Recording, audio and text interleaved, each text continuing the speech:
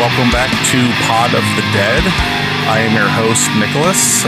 With me are my co-hosts. I am the wife, Stephanie, and I am known as the harsh critic. I'm the sister, Natasha, and I'm the inattentive viewer.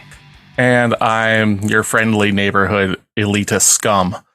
On today's episode, we will be doing our first double feature. So we're going to do these at the end of every month. And for our first double feature, we are going to be covering The Strangers from 2008 and Scream from 1996. We will be starting with Scream. Or not Scream, I am sorry. We will be starting with Strangers. Instantly threw everyone for a loop. What is everybody's history with this film prior to watching it for the show? I had nothing. So I kind of went into this blind like I did our last movie. And I had seen like trailers or something because this is like a little bit bigger of a budget film. And I wasn't sure much about it until we started watching it. And then I realized it was like a slasher home invasion type feel. And I didn't know that until we were literally just getting into it. So I have nothing until now. I've seen it before and I like it. I saw it like not too long after it released at home and stuff like that. I didn't see it in the theaters. And I remember liking it when it first came out. It did not hold up for myself. But we'll see how it goes. So The Strangers is a 2008 American psychological horror film written and directed by Brian Bertino in his directorial debut and his first installment of the Strangers film series. The plot follows Kristen, played by Liv Tyler, and James, played by Scott Speedman, whose stay in a vacation home is disrupted by three masked criminals who infiltrate the home. The screenplay was inspired by two real-life events: the multiple homicide Manson family Tate murders and a series of break-ins that occurred in Bertino's neighborhood as a child. So did any of you know anything about this? No. Nope.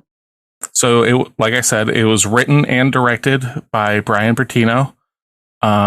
It stars Liv Tyler, Scott Speedman, Glenn Howerton as the friend. Did anybody notice who that was? It was Mr. Dennis Yes, Reynolds. I did. I don't know him from anything. He just looked familiar. So, and the budget for this film was $9 million. So I believe that's a little higher than any of the films that we've done previously. And its box office was $82.4 million. So it's kind of seen as a cult hit because it did do pretty well in theaters, but it doesn't really get talked about as much as a lot of films do. Let's see here. The good old Roger Ebert had a few words to say about this film. In his review for the Chicago Sun-Times, he gave the film 1.5 stars out of 4, saying the movie deserves more stars for its bottom line craft, but all the craft in the world can't redeem its story. Didn't he originally give it a 1, but then there was like one slight redeeming quality, and he was like, "Well, bump it up, 1.5." All right. So before we start digging into this film and everything, we will play our weekly game of 1 out of 10 or 10 out of 10, where I dug up some reviews on IMDb, and we will see if you guys can figure out which one's the 1 out of 10 or the 10 out of 10. This is another one of those even scarier because it could actually happen movies. And it could, obviously. No superpowers, no living after death, no invincible serial killer. It's all right here in reality. Things like this really happened, and as always, that makes a scary movie significantly more scary. A recent unhappier couple stay for the night in a remote area, rather far from civilization, but not totally in the middle of nowhere. 3 masked strangers begin to stalk them in the newly unique ways. If you are even the least bit interested in just suspense, see this It movie. has to be 10 out of 10. Yeah. There were no mean things. That said. has to be. Yeah, exactly. Yeah. No, they were positives. Yeah. Yeah. The Strangers started out promising. The narrator made it feel like the movie was going to be violent. Well, I think I may have fallen asleep, and here is a list as to why. The acting is terrible. There is barely any talking. It is just music and shots of the strangers. That's true. What they do in certain situations is so unbelievably stupid. I wanted to kill them. It feels like it goes on forever. They damped out all the colors too much. The movie was pretty much brown. There is no horror in it whatsoever. The Strangers is terrible. Don't waste your time. For those with the extended cut, I feel sorry for you. I wanted to kill them. I mean, he could have been a part of the movie, I guess, but yeah. But he's not wrong though. I mean, that is what happens in the movie. I mean, it's very like on point. He just didn't like any of the stuff. Yeah. I think I like these 1-star reviews because they're like really cutthroat and they talk like down to the bare bones of what these movies really are. You should have seen the amount that I had to like not get. They were really good, but they were so long. People that give 1-star reviews write diatribes. Have so much to say. Well, they do the same thing in anything. Like I write books for a living, and my 1-star reviews are far superior to like the other ones, and they go down to the nitty gritty of everything. And it's kind of like, I don't know, it's flattering in a way because if people have that much of a visceral reaction to a movie or a book or anything, and they have to go out on the internet and just spew their diatribes, it's kind of like, didn't the person that created this stuff win because of that? They put a lot of thought into what they're saying. They did. Yeah. It's one of those things where there's no such thing as bad press. Correct. Yeah. Well, because like there's so many times they'll be like 10 out of 10 wasn't bad. It's like, well, that's not what 10 out of 10 means. Yeah, exactly. Loved it. And that's it. Yeah. Give me something. Give me what the 1 stars are going to give me. Like, I want to know. All right. So, without further ado, we are going to throw up the spoiler warning. Beyond this point on Pot of the Dead, we are going to basically walk through the movie, comment on what we thought of certain parts of it, what we thought was going to happen. We're basically going to run the movie through. If you want to watch The Strangers, I suggest watching it now or fast forward to the Scream part if you want to do that. Otherwise, we are going to get into it with The Strangers from 2008. So, as the review had mentioned, there is a cold open narrator talking about, based on true events and all this stuff. And it kind of gives you this, the remake of Texas Chainsaw and everything in like the early 2000s was playing this whole like true crime angle at the time. And then you just hear the sound of a 911 call, and you hear a young boy going, "There's blood everywhere." And it's supposed to take place in like February of 2005 or something like that. So they're kind of giving you like a specific frame of reference, I guess. And I wondered if that was very significant, but I don't know if we really looked into that, if that was actually something, or they're just trying to build this in order to make it more believable. Yeah, because they had mentioned that like during this time there was a slew of break-ins, and like this was just a part of it. I think it was one of the things that the narrator was saying. I personally didn't like the narrator talking. I would have liked it more if it was just like flashed up on the screen for us to read, and then or have like the overlay of the kids talking. But I thought the narrator was slightly cheesy. So you're not one for movies for the blind. You just stick it to having to read it, and the blind get nothing. Ouch. Okay. Captioning's for. So then there's some soft-spoken tension between the two leads. Yeah. And you're not 100% sure what's going on here. And our lead male, James, calls his friend to pick him up.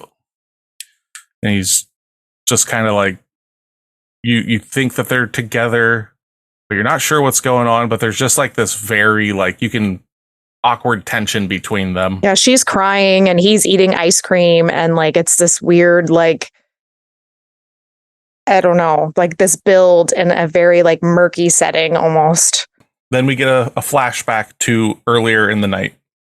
It seems to be like a wedding reception of some sort. And it's in a very like cute way. He's like lifts her up, like walking her out to the car and stuff. And she's talking about how cold it is outside. And we get our reasoning for why there's this weird kind of elephant in the room. And it's essentially a proposal gone wrong. He pulls a ring out from his jacket and she kind of holds back a little bit and tells him, like, I don't think she flat out says it at this moment, but she refutes his proposal. She says, I'm not ready. That's what it is. And after that, you get her saying, like, in a, it seems sincere way, she's like, I'm sorry it didn't go the way you wanted. I'm just not ready. So it's after the flashback. She does kind of talk about that a little bit. And then out of nowhere, out of the awkwardness, James and Kristen, played by Liv Tyler, decide that they're going to get down to business right there in the kitchen of who I believe it's their parents, his parents' house. Yeah, so just right there on the countertop. And it's about 4 a.m. we find out because there is a knock at the door and they're kind of put off by it. And it's like, who's out here? It's like 4 a.m. Yeah. Yep. They look out the windows and stuff to kind of see who's there, out the people, but the front patio is darkened.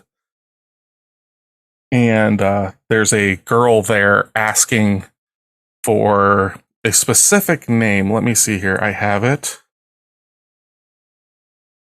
What? Yes. Tamara. Yep. Is Tamara there? Is Tamara home? So little Easter egg here. The blonde girl makes her first appearance and asks if Tamara is home. Gemma Ward, who plays this character, also played in Pirates of the Caribbean Stranger Ties as Tamara. So she's kind of using the same name referencing and stuff.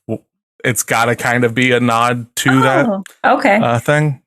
Yeah, I was wondering what the significance of that name was. That's cool. But like, there's actually like a really weird like lineage of things that have stranger in the title that people that are in this were tied to, such as Liv Tyler's dad, Steven Tyler from Aerosmith. Before he was in Aerosmith, he was in a band called The Strangers. There's a song that repeatedly gets played in this movie by Merle Haggard and The Strangers, and the song is called Mama Tried. So it's very interesting how all those things kind of tied up into this film. Yeah. But as I said, he looks out front. There's a girl out there, but in shadow because he goes to flip on the light. It's not working. And then she's just like, see you later, which is kind of eerie because the way she's speaking is in a very like, when they say like it's kind of based on the Manson family killings and stuff like that. It definitely has this like culty, like dream, like, all right, kind of feel to it. But she doesn't even say bye or anything like that. She's like, are you sure? And then just wisps away.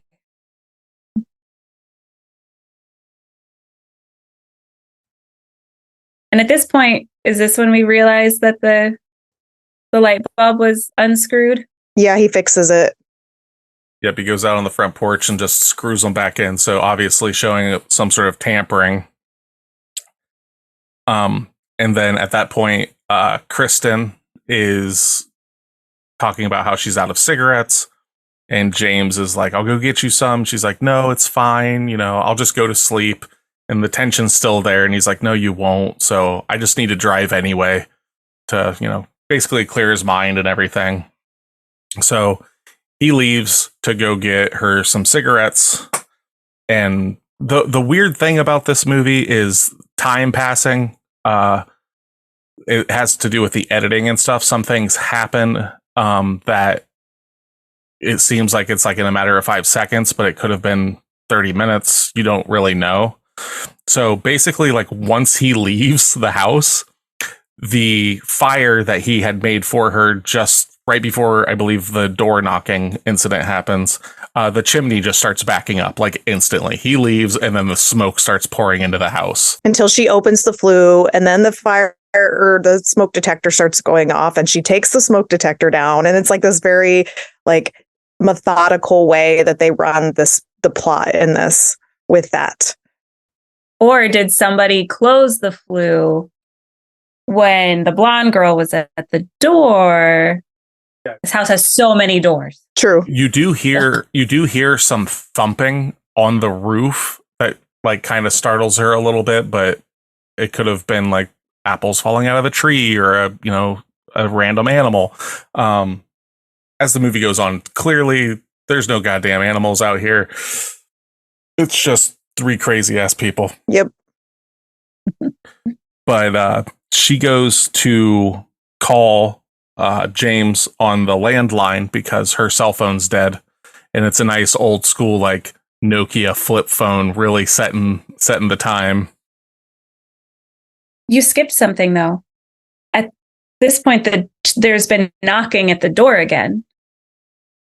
Yeah, so the girl comes back, is knocking at the door, and this is even creepier because that part, she says the same thing with the same timing as the first time she said it. So knock at the door. Liv doesn't answer. She's yelling through the door. She's like, we already talked to you. Go away.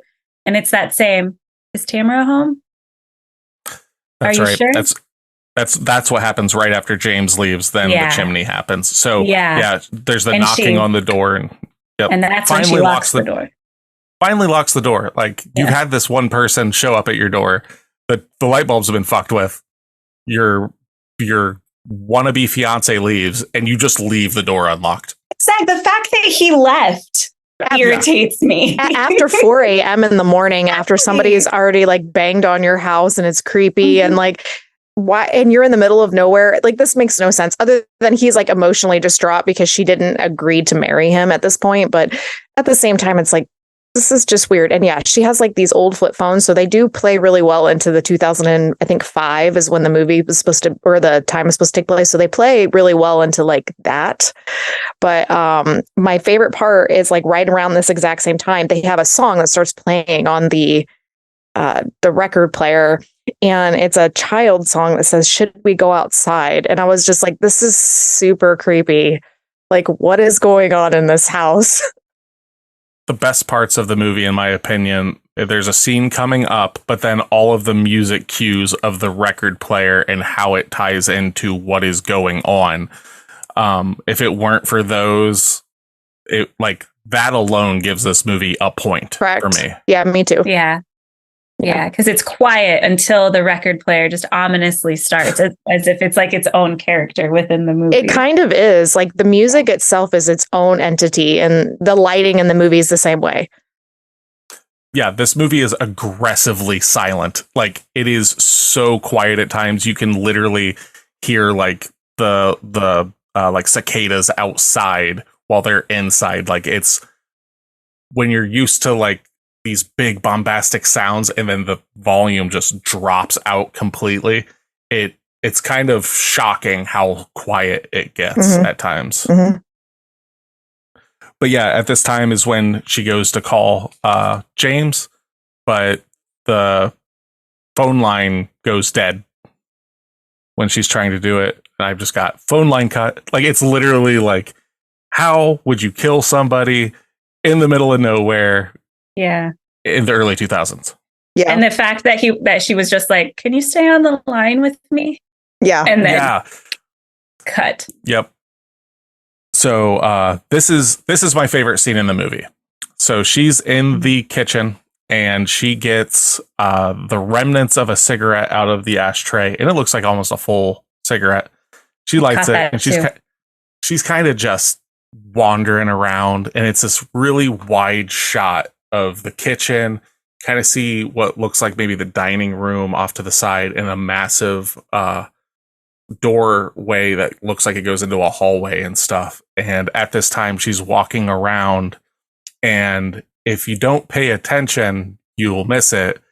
But this sack-headed character just comes in from out of the shadows and just stands there. In this scene, it's like a static shot scene for a probably good minute or so of her just walking back and forth, maybe getting like a glass of water and stuff like that. And then he just disappears back into the shadows. They could have just ended the movie right there, and I'd be like, 10 out of 10. This is great. Yeah. That is one of like my primal fears, is that scene right there. Yep. The idea of being watched without realizing you're being watched. It's too bad, in my opinion, that it doesn't keep that, in my opinion, that tension. Correct. Because like the first time they do that and everything, because Steph had just like, she looked down to write something down or whatever, and that scene happened. I just stopped it, rewound it. I was like, you missed something. And she's like, oh, okay. And she's like, oh, right on. All right.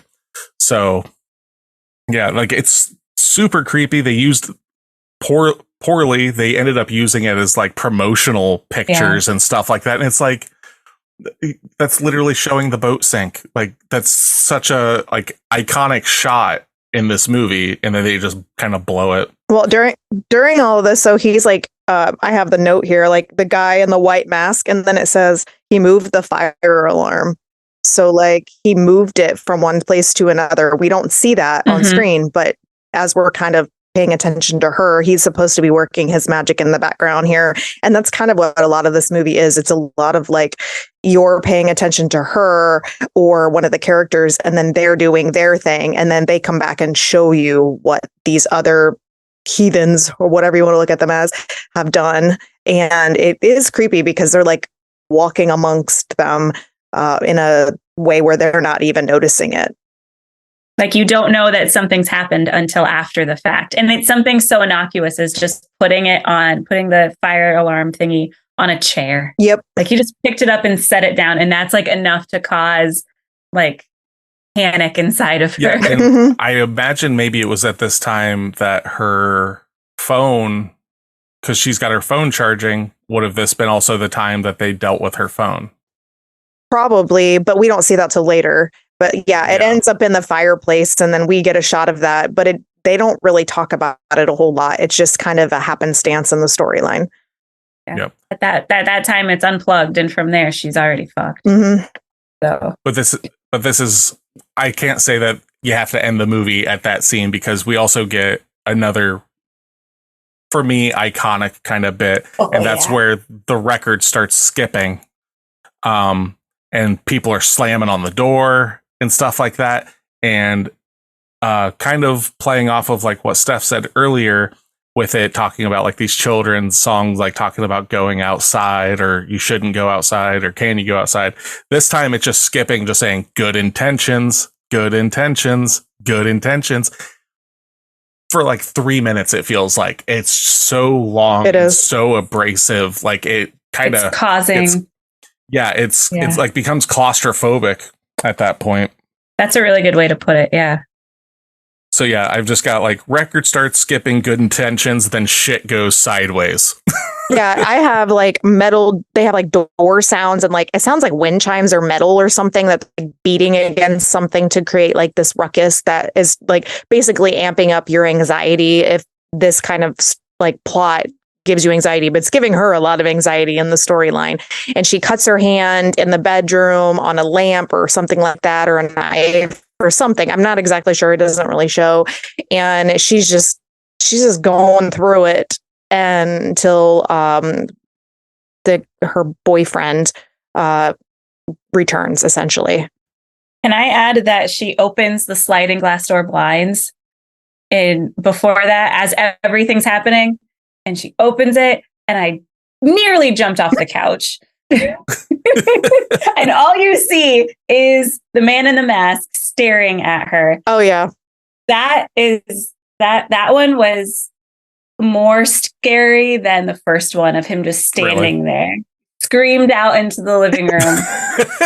See, for me, it's so like messaged, like, oh, what's behind this curtain, and it's there, like it's. I know that, but that doesn't make it any less scary in the meantime. Like, it's breaking horror movie rules by just whipping that thing open. But that was when you were talking about another one coming up. That's where I went, was Masked Man standing in the window. Like, I don't look out the windows when it's night. Like, either the blinds are shut or I just walk right past them. Good to know. So yes, James shows back up, and in the most like dickish boyfriend way possible, he like comes and he's like, "What's going on? What's whatever?" And she's like, "There's people out here. They're fucking all this stuff." He walks out of the bedroom she's in, looks just down the hallway, and goes, "No one's here." Like, hasn't checked anything. He's just like, "Bitch, you're crazy." Yeah. Gaslighting at its finest. Yeah. Oh, the 2000. Yeah. Back when men were men. And he almost seems dismissive. So like they do go around and look, but even then it's almost like he's irritated by doing it, which just adds to how much I don't like him. I know. Well, then he goes on like the porch and then he's like, "I'm a big bad man," and then he's like, "I'm gonna," and we were talking about that, and Nick's like, "I would do that too, to scare people off." And I was like, go out and yell at the air. What? Well, yeah, because it's like, go on, get, stop playing with my Merle Haggard records. And you're like, I did something. Yeah. All right. Are you ready? Are you ready to wed me now? Yeah. Well, then his car's all jacked up, right? So he goes outside and then he's like, "Oh, well, they fucking beat the shit out of my car. That's nice." And then like he tries to get his phone or something and like all of that plays out. I can't remember all like the exact specifics, but it's just he still has this like very machismo, like, "Dude, nothing's gonna bother me." And I'm just like, dude, you're stupid. Yeah, he goes in to get his dad's gun and then fesses up that he doesn't know how to use it. Yeah. Which I was wondering if that was going to like go any further as far as like the relationship component, because she mentions like, "But you told me you went hunting with your dad." And he was like, "Yeah, I didn't." So like it's this odd scene. Yeah, it's this odd He's scene. Like, that's just something I said. Yeah, I think those are his exact words. Yeah. Yeah. It was just like, why would you just say that? I wonder if they talked about it more in like the actual making of the movie. And then they were just like, "We're going to cut this out because it's boring." Yeah. I mean, yeah, because it seems like there could have been two films in this movie. One that was just an abrasive, like tension-filled movie, and the other where it's a like melodrama about this relationship kind of falling apart and everything. And instead they decided to kind of smash it together. And for me, it just kind of like anything that you feel like you want them to go down that road to expand upon, they don't. Yep. But yeah, when he's going through his car and stuff, they try to start it and everything to get out, which good on them. They're like, "Fuck this, we're leaving."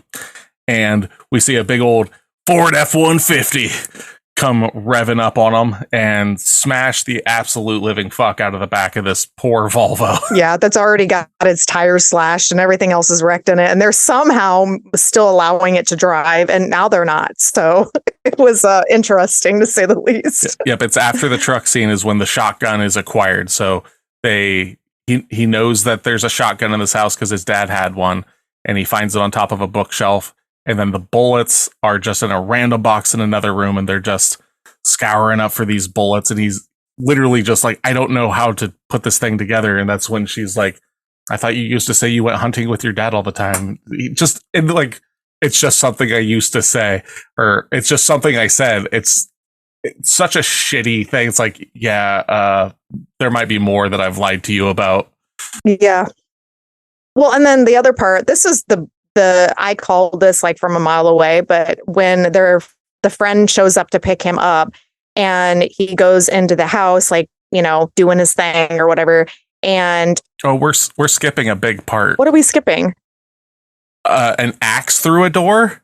An axe through a door. Oh yeah. The axe. The axe. Yeah. Sorry. That's not on my list here. So it's not on mine either. Yeah, it's just one of those things. Like, it's just like kind of going through it. The movie just kind of goes through the motions. Like, it's like, oh, car's fucked. Run inside, get the gun, and then they just start like in a Shining-esque scene. Just the strangers start cutting through the door with the axe, and he shoots through the door, and he's like, all right, I think I scared him off. Now continue. Yeah. Oh yeah, that's right. And then they go and they basically hold themselves up in another room, like ready to take on the world. And then the friend shows up, and then he's just going in the house to see what's going on. And there's a song, I believe, playing at this time. I could be wrong, but I believe there is, and it's because that's why he can't hear anything or whatever. Is that prison country song by the one you were talking about. And the lyrics of that song are really fucked up. It's like, my mama tried to keep me from going to prison, but I'm still a bad guy, like that kind of thing. And I was like, oh my God, this is terrible. And so just, spoiler alert, we already know this because we're talking about things, but he shoots his friend and he goes down, and I was like, I knew that was going to happen. Yeah, that going in because the guy doesn't say anything. He did, like, who would walk into a house after seeing that beat up car and everything else and not go, hey, yep, is everything okay? Yep. Like, there's nothing. He's just asking for it at that point. Yep. Something bad's going to happen. Yep. He went in there expecting things because of the implications. As Dennis Reynolds would say, but yeah, he straight, like, it's messaged like so hard. It's going to happen. So that's not, for me, that wasn't shocking when he gets shot in the head with a shotgun. That he doesn't know how to shoot. So the build up to it, though, I really do like, with him walking down the hallway and the sack guy following him slowly with the axe. That is cool. And like, that is the stuff I wanted more of, but instead we get it. Dennis Reynolds, R.I.P. We lost a good one that day. Gets his fucking face blown off with a shotgun that what's his name, James, is just now learning how to use. He's doing pretty good. Headshot on a second shot, not bad. Yeah. I mean, granted, it's a shotgun, but so Mike's dead. my notes from this point are just really bullet point, because at this point I'm like, all right, let's finish this movie. Like, I'm getting very That's how I was too. At the descent. Yep. We've hit. Yep. James gets snuck up on, knocked out basically. Because at this point they're running to the barn, right? They're like, "Oh, the barn has a radio." Did they say that? I don't think they so. I don't know if they said it, but I know that's what she goes in there and she does. Like, she can't find him. She goes in there, and I actually thought realistically that he was going to be strung up there. That's like classic horror movie, whatever. And I was actually wrong, so that was good. I was like, well, at least you didn't go down that route. Again, just like in Oculus, I was hoping we were going to walk in there and he was gutted. So 0 out of 2 guttings. No, one of these days, Nick, you'll get a gutting. Throw up the counter. Yeah. We do get one in the second part of our double feature. Yeah, that's true. Finally happened. Yep. Oh, thank God. More than one. Yeah, but like I've got like Kristen runs and just fucking eats it in this ditch. Like Liv Tyler, if she did that stunt or whatever, I know that she screamed so much in this movie she gave herself laryngitis. Oh, and wow. everything. And if like she was going fucking whole hog in this movie and shit, she ate it hard. Like, it looks really good. Also, to get her to react the way that the director wanted to, he would tell her in this scene, something's going to happen to the left of you and everything. Be ready. And then he would make like an insanely loud sound to the right of her to get her shock out of it.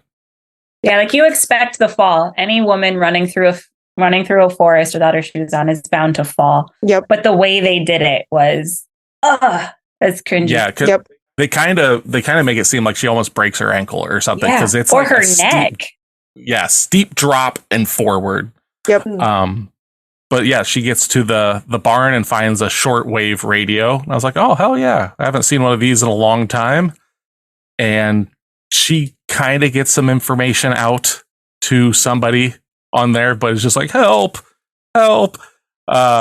She should have been just like, SOS, send the Marines, send everybody. But like, she's like, just she's kind of so soft spoken in this entire movie. Yeah. I just think that's Liv Tyler. I think if she's screaming, it's a whisper. Yeah. Come and get him yourself. Please. Like, please help me. But yeah, after she finds the shortwave radio, it is quickly destroyed by, I believe it's Pinup Girl, I believe is the name they go by for this one. With an axe, you get all the sparks and everything. More running. She then sees that the car is now on fire. And then she goes in the house, and this girl cannot do anything quietly. Nope. Except talk. Just, yeah, that's the only thing. Literally just smashing through everything in this fucking house.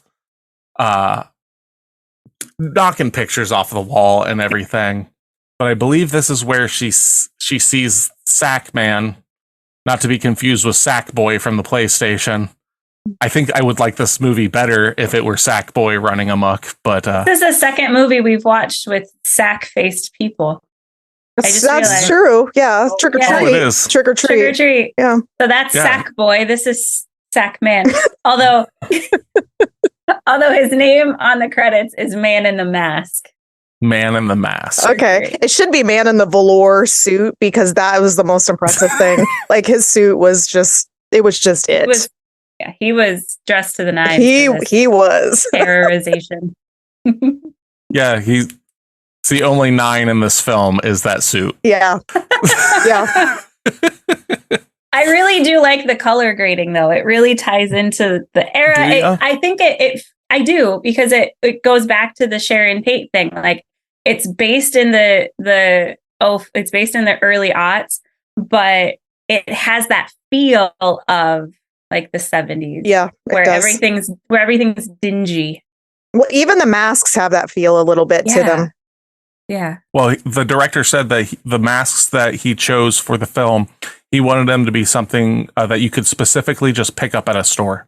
Yeah. To show that this isn't like some meticulously put together thing. This is a group of people that just picked up some shit and went to town. And it does have that feel. Like, that's the one thing that not the one thing. There's things in this movie that I do like. I mean, I'm ripping it apart and everything.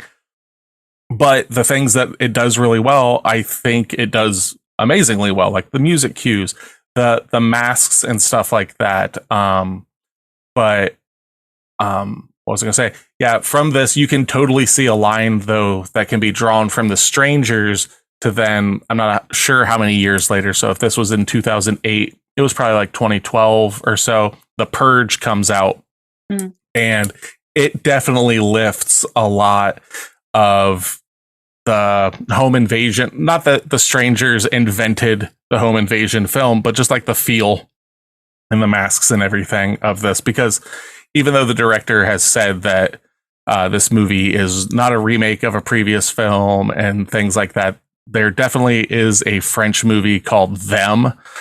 In French, it's called Ills, that came out, and I believe it was 2006. That is almost this identical movie. The only difference is it's not 3 masked individuals, it's school children that are doing it. And it's a far more intense film. So if you French.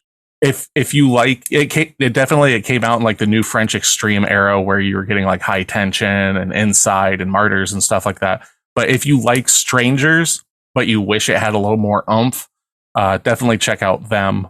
But if you love this movie, you love this movie. There's no right or wrong answer. Yeah. Well, let's get into the ending. Yep.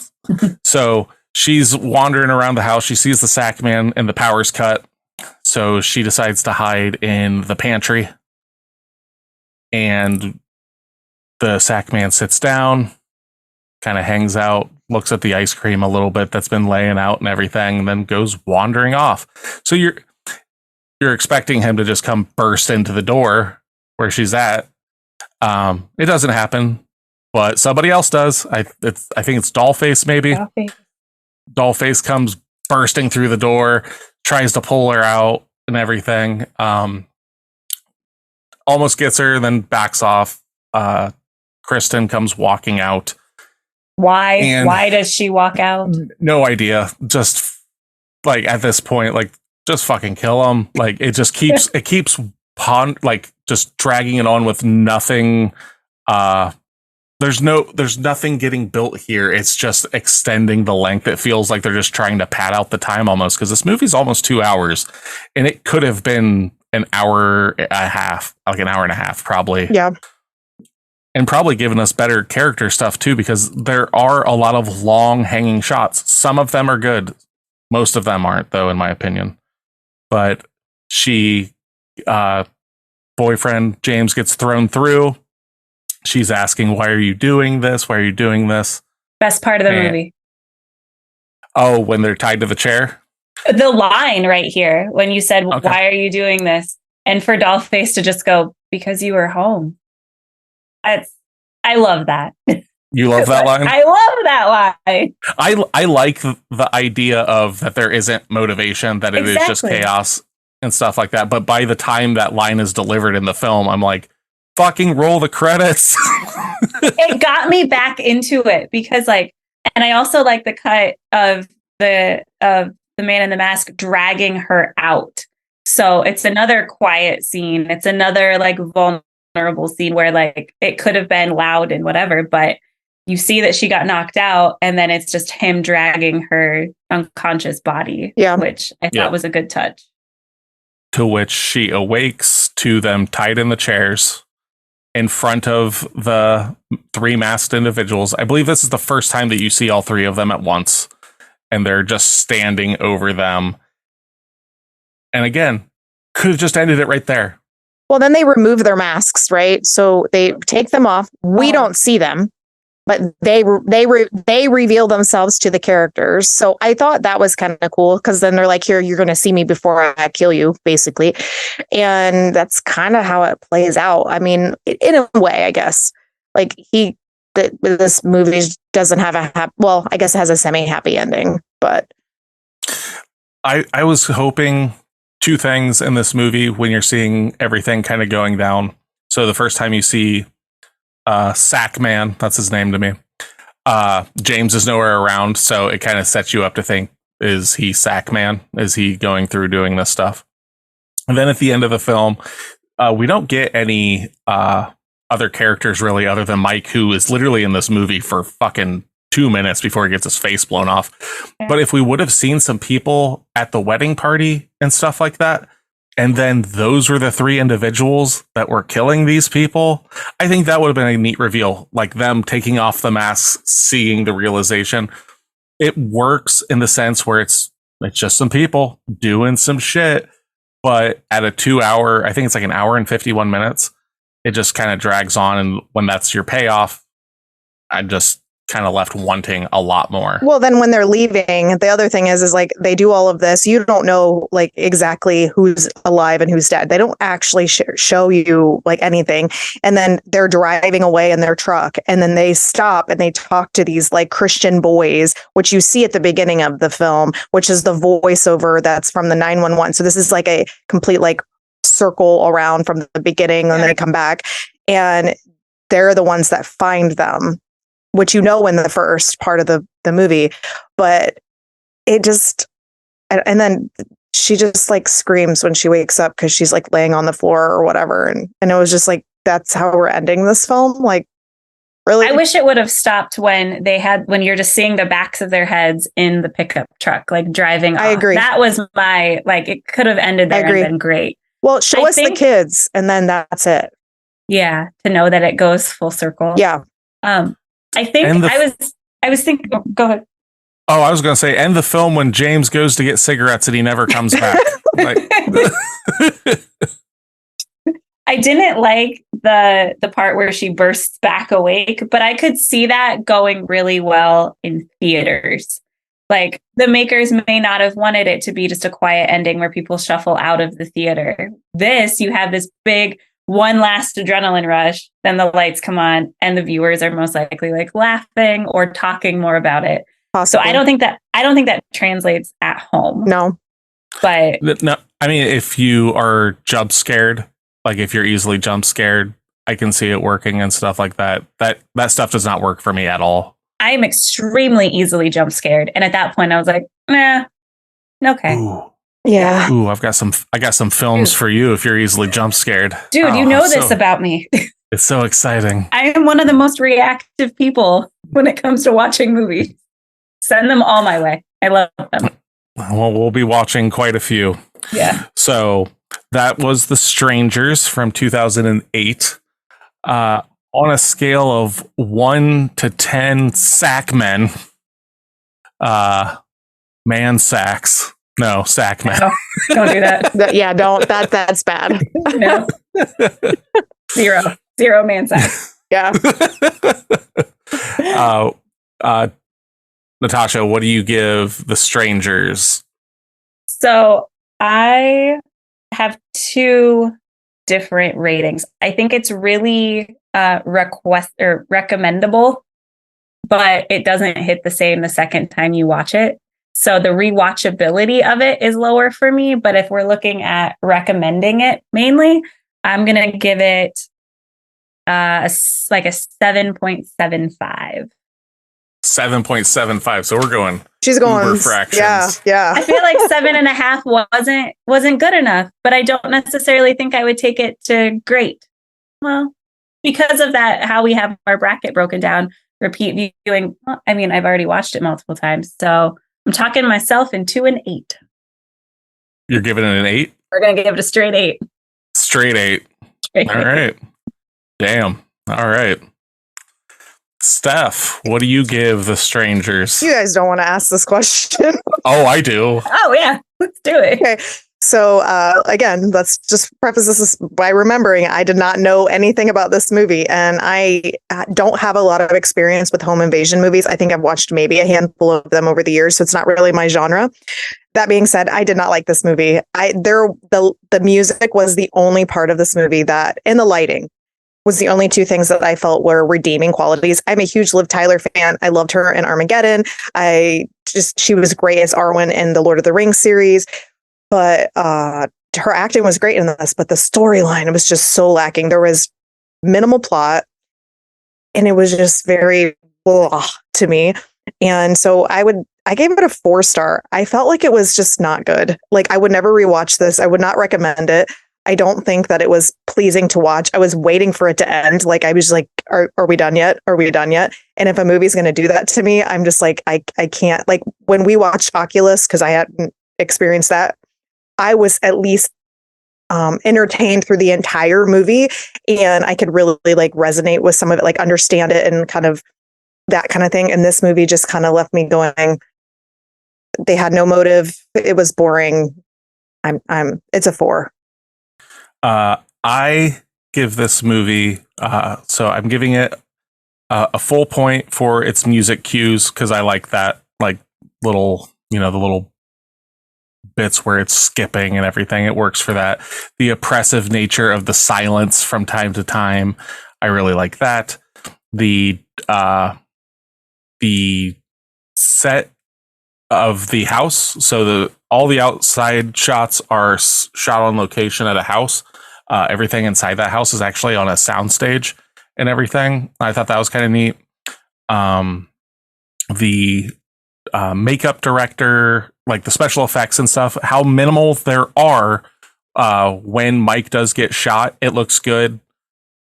The masks are very ominous looking. It's acted well, but to kind of reiterate, runs way too long for what it is. Lacking of plot. The beginning like sets up, it's like kind of all right, this like proposal gone wrong thing, but then that doesn't feel like anything once stuff happens. It doesn't, it just, you could have cut that out at the beginning of the film and it would have been the same movie. Like that does not play out anything in this movie, in my opinion. I will say it, like, in as a whole, I don't think it does, but for me at least, I started to feel like I got like sad and it was slow. So it set me up like sensory wise in a different spot than what at least for me, what you're expecting a horror movie to start you off as. Like I was getting emotional because it was like heartbreaking as how sad it was. And then then the knocking starts and then you're just completely flipped emotionally, which I thought was like, it's something I haven't seen done before. But then, yeah, it has nothing to do with the storyline. If the film was tightened up and which we didn't even really talk about, the final killing of the two, which is the most lackluster, it's like a stab and like the and you slow, hear like, it. yeah, but it's not, it's so, this sounds horrible. It's so boring. I agree. And everything. Agreed. And, like if that were a lot more tense at that time, it would have worked better in my opinion, because she does say, she's like, I love you. And like, there's a point where you see that she's wearing the ring and all that stuff because she can't take it off. She puts it on and she can't take it off. She's not wearing it because she changed her mind. She was going to take that shit off and it's stuck. So I didn't notice that. Yeah. She goes to take it off and she's like, ah.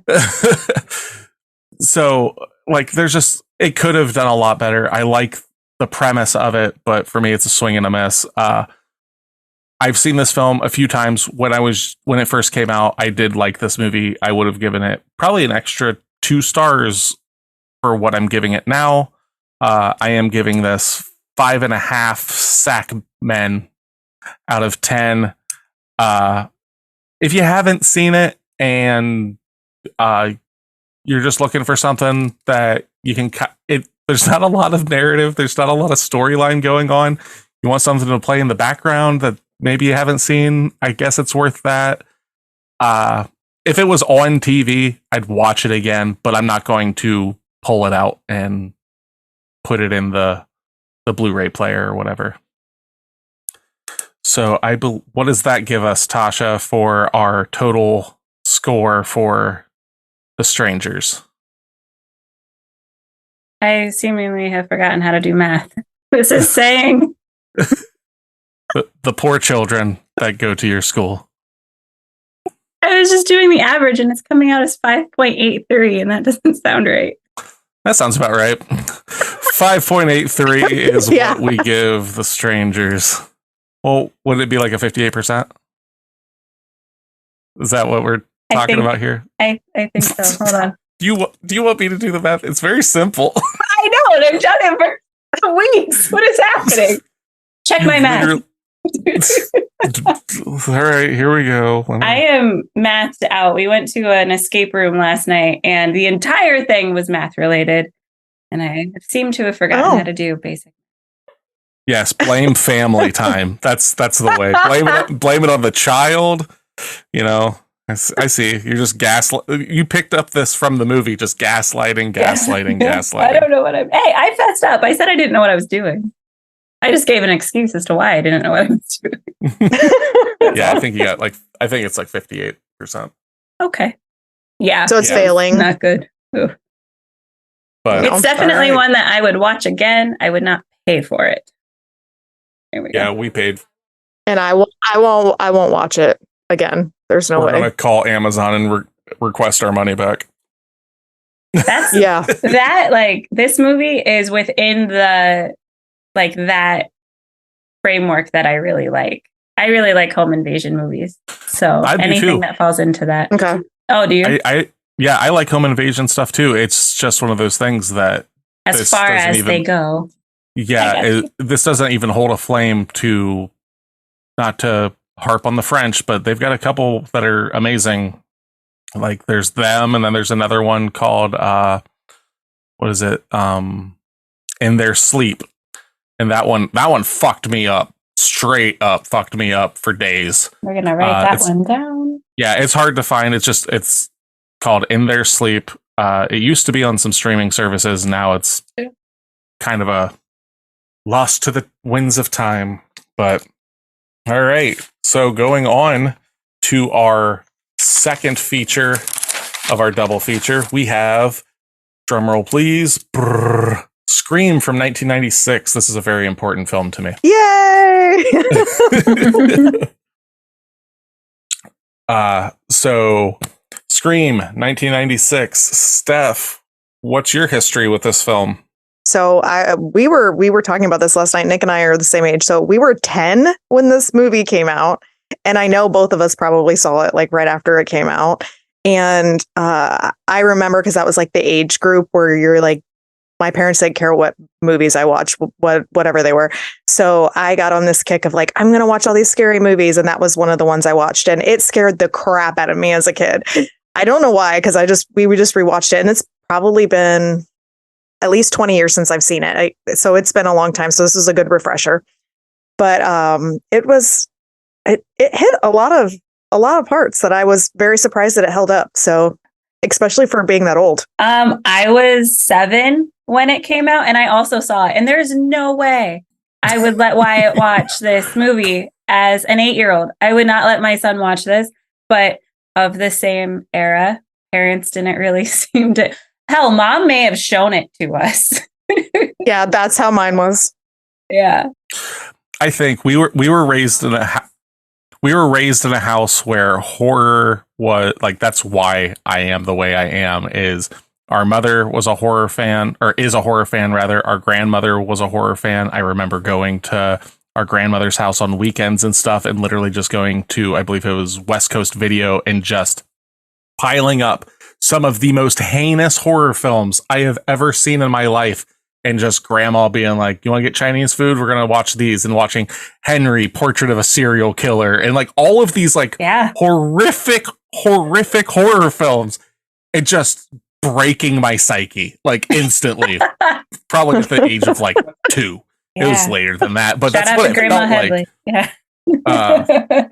But Scream was not. Yeah, shout out to Grandma Headley.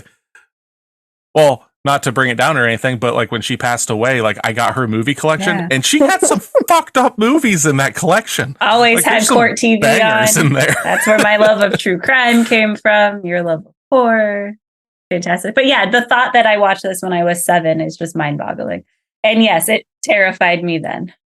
I didn't watch it with Grandma. I probably watched it with you the same time. Mom probably got it because I know Mom was a fan of like Nightmare on Elm Street and stuff like that. This is Wes Craven. He is the creator of the original Nightmare on Elm Street and stuff like that. So she probably was aware of that. They probably used that as some marketing and everything.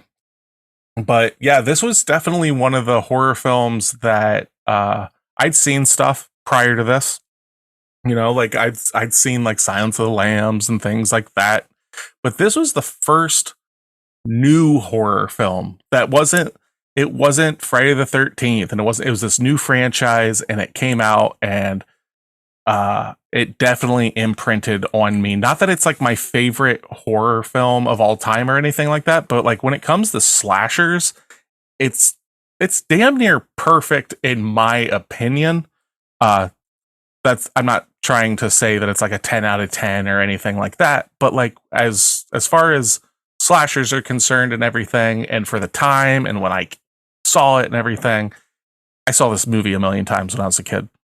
So this was also the first time that I'd seen it in a while. I mean, I did start watching it like a month ago, maybe. Got like halfway through it. I was watching it with Sydney, our daughter, who is actually named after Sidney Prescott.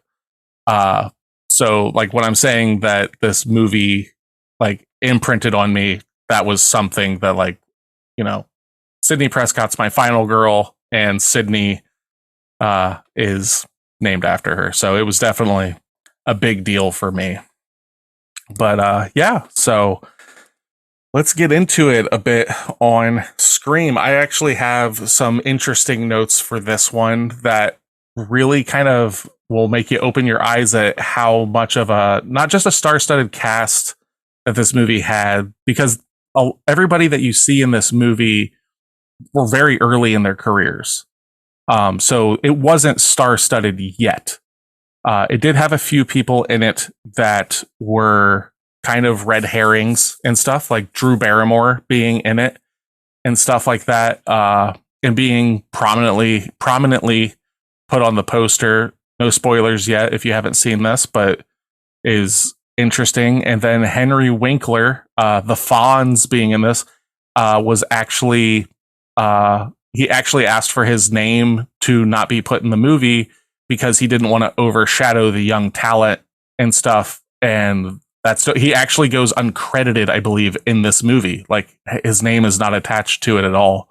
And it's not because fuck this movie, I don't want anything to do with it. It's because he wanted the younger talent to shine, which is extremely cool. What's another reason to love him? Because I just adore him. I know. What a stand-up guy. Yeah. But Scream is a 1996 American slasher film directed by Wes Craven and written by Kevin Williamson. Okay, so little backstory on these two guys. Wes Craven, horror royalty. Films and franchises he is known for directing or writing and creating. So, Nightmare on Elm Street, Scream, The People Under the Stairs, The Hills Have Eyes, Last House on the Left, Red Eye, The Serpent and the Rainbow. Like, all of these, like, hell, like just Scream alone is enough to make you like horror royalty. But then to be like, oh yeah, Nightmare on Elm Street as well, and oh yeah, The Hills Have Eyes. Like, these are crazy like accolades for this guy to have. And then you have the writer of the film, Kevin Williamson. Get this. His notable works of writing. He wrote Scream. He wrote I Know What You Did Last Summer. That makes sense. He wrote Dawson's Creek. Okay. They all fit. He wrote The Faculty. Okay, there's another one. I don't know that one. And then he wrote the Vampire Diaries television series. He didn't write the book. Love that show. So yeah, he very prolific writer in like the horror and teenage genre. Like Dawson's Creek, and it was like that was the kids version of like Friends or something. Like, not Friends, because Friends was comedy, but like it was this like will they won't they show, and you had like Party of Five and stuff. And yeah, but like The Faculty, I Know What You Did Last Summer, and Scream, all of those kind of fit in the same exact like lineup of horror type movies. And they're all very, I mean, obviously The Faculty, if you guys haven't seen it, I'm not going to say anything majorly about it, but like it has more of a supernatural element to it, but you're definitely running in the same like kind of teenage feel and like just the visuals and stuff. I did not know that. So I'm like, that makes sense because I like all of those movies. And watching it as I'm older, it seemed like I was thinking like Scream has like a Dawson's Creek, The Breakfast Club vibe meets horror. So that's hilarious that he actually wrote Dawson's Creek. Very cool. Yeah, when I was like doing research and stuff for that, I was like, holy shit, are you serious? Because it was like, Scream, obviously. And then it's like, I Know What You Did Last Summer. I was like, it makes sense. And then Dawson's Creek, I'm like, hold the phone. But yeah, and then when I saw Vampire Diaries, I was like, oh, Steph's going to love this. Yeah, I mean, he's brilliant if he wrote that, because that series does not follow the books like it's supposed to. So he definitely took liberties with that. So yeah, I love that show. It's so good. I was a huge Dawson Creek fan when I was younger. See? Were you? Yeah. Oh, I remember summers of just binge watching Dawson's Creek over summer break on Lifetime. I must have been high at the time or something. I don't know. Probably. It was the time when you and I weren't friends. So. Oh yeah, like most of our childhood. That stop now. Hey. Ouch. So, a little talk about Williams, because I believe that Wes Craven gets his flowers a lot, and he passed away, I believe it was in 2015. He was my first favorite horror director. So, but Williams was a struggling writer at the time, and he was inspired by the reports of a series of murders by the Gainesville Ripper as he wrote the screenplay that satirized the cliches of the slasher genre popularized by such films as Halloween, Friday the 13th, and Nightmare on Elm Street. Developed under the title Scary Movie, Williams' script became the subject of an intense bidding war for multiple studios before Miramax purchased the rights. Despite turning down the opportunity multiple times, Craven agreed to direct the film after reading the script and being disappointed by the failure of his last movie, Vampire in Brooklyn, which stars Eddie Murphy as a vampire. I remember that movie. I actually liked that when I was a kid, but I am guaranteeing you that probably does not hold up anymore. It's not bad. Like, I mean, it's no Scream or Nightmare on Elm Street, but I mean, it's not bad. A Vampire in Brooklyn, my lord. Okay. But yeah, so do you guys think we should throw up the spoiler warning for our double feature to finish out the episode? Yep. Yes, sir. All right. Spoiler warning. Spoiler warning. All right. You've been warned. If you haven't seen Scream 1996, why? Where have you been? Yeah. Yeah. Unless you're a kid and it just has gone over your head. If you're our age, if you're a millennial, yeah, you've seen this movie. You better have. So better to have. If we watched it at 7 and 10, there's no excuse. Exactly. Yeah, pussy. Yeah. All right. So, Anyway. spoiler warning. Here we go. So we get a cold open of Drew Barrymore, big 90s star of lot of stuff. I mean, prior to this, like, she was in Firestarter when she was a little kid. She was in, I believe, in E.T. when she was a little kid. Like, Hollywood royalty in a way. I'm hit or miss with her. But at this time, she was a big name. Like, so she's at home, making popcorn, gonna watch some scary movies and stuff, just kind of hanging out. And we get our initial phone call on the phone, and it's a man that she does not know asking just kind of, hey, what are you up to, kind of questions, kind of trying to get to know her. Like, what are you up to? She's like, oh, I'm gonna have some popcorn and watch scary movies. Like, oh, you like scary movies?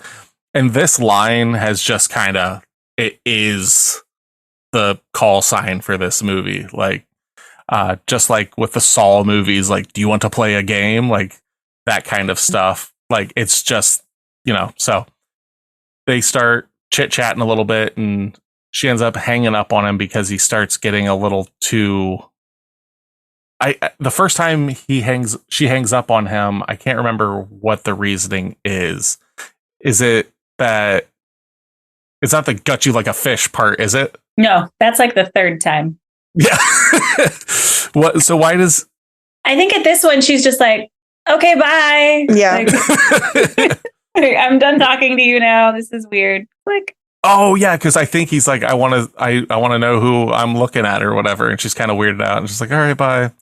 Calls back, starts like, why'd you hang up on me? Like, all this kind of stuff starts getting a little more, and it just keeps escalating to the point where he's just like, if you hang up this phone, I'll gut you like a fish. Which that's when always kills me every single time. Like, he gets to that degree, because he's just like, hey, what's going on? But like, his voice is a little down and everything. It's just like, oh, that's interesting. What? Oh. And then he just kind of like, what did you say about my mother? You're hurting my pride. Yeah, that's what this whole movie is generally about. It's just a character whatever, I'm not gonna say. They just, their pride's just consistently hurt. Like, that's spoiler. I know, but I don't want to. I don't want to share everything yet. We're getting there. So, in the first 10 minutes of this film, you get an entire horror movie. You have Drew Barrymore chilling at home, popcorn going. calls on the phone. She even makes a line where when she's talking about the horror films and stuff, she's like, oh yeah, I love horror films. My favorite, because he asks like, what's your favorite scary movie? Probably Nightmare on Elm Street, the first one. The other ones kind of suck. The first one's the only one that Wes Craven directed. Oh, nice. A little tip of the hat. And I guess that that was written in the script and everything, and he didn't want that. And Williams was like, no, seriously, that's what horror fans would say, because the first one is actually the only good one. Which, I mean, I don't agree with, but 3 of them, I would say, are like legit good, and 2 of them Wes Craven directed. So, wait, say that again. So I think there's like, of the original films, I think there's like 7 movies, maybe 8. Oh, wow. And of those, there are 3 good movies. 2 of the good movies are Wes Craven movies. Correct. Gotcha. In my opinion, it's the original one, and then Wes Craven's New Nightmare, which definitely has a lot of interesting ties to this movie, because it has a lot of the meta, like being self-aware kind of stuff, because in that movie, Freddy Krueger is actually in our world, and he's terrorizing the actors and actresses of the original film. Oh. So it's probably my favorite, but it's also like probably the first one that I saw like on my own. But so she's kind of looking around and everything, and he's brings up the fact that gonna play a game with her, because she says that she's got a big football boyfriend that's gonna come and kick your ass, and he says his name wouldn't be Steve by chance, would it? What? Whoa! And yeah, she's like, what? In her best Butters impersonation. He's like, turn on the back porch lights. And you see Steve beat the fuck up, strapped to a chair, and Drew Barrymore's just completely beside herself and everything. Now, this is something I find kind of interesting, is I was reading that Wes Craven knew that Drew Barrymore is an avid animal rights activist and stuff like that. And she had just told him this story about this dog that was like horribly abused and I believe like caught on fire or something, but survived, I believe. But like when she was telling the story, she started to cry. So he used that to his advantage. And anytime he needed her to cry in a scene, he would just kind of quote part of that story that she told him, and she would instantly just start sobbing. Oh my gosh. Well, the best good direction, but a terrible way. Exactly. Well, my favorite part of the scene though is when like Steve's tied up out back and she's standing at the door looking at it. She goes to go help him, and the guy on the phone's like, "Don't do that." And like that's where like the comedy comes into play. Is like you're running into that like your stereotypical slasher film play out, and I just thought that was hilarious. I loved it so much. Yeah, they do a lot with this that kind of it plays into a lot of the tropes, but then it also bucks a lot of them. Specifically, my part of the reason I do love this movie is watching Ghostface get the ever living shit beat out of him all the time. All the time. Yeah, makes me laugh every time. Yep. Beer bottle of the face. I'm your Huckleberry. It's good. Yep. But yeah, so he starts saying, all right, like we'll play a game, and if you win, you're free to go. So we're going to do a practice round. Ask her a question about Halloween. She answers it correctly.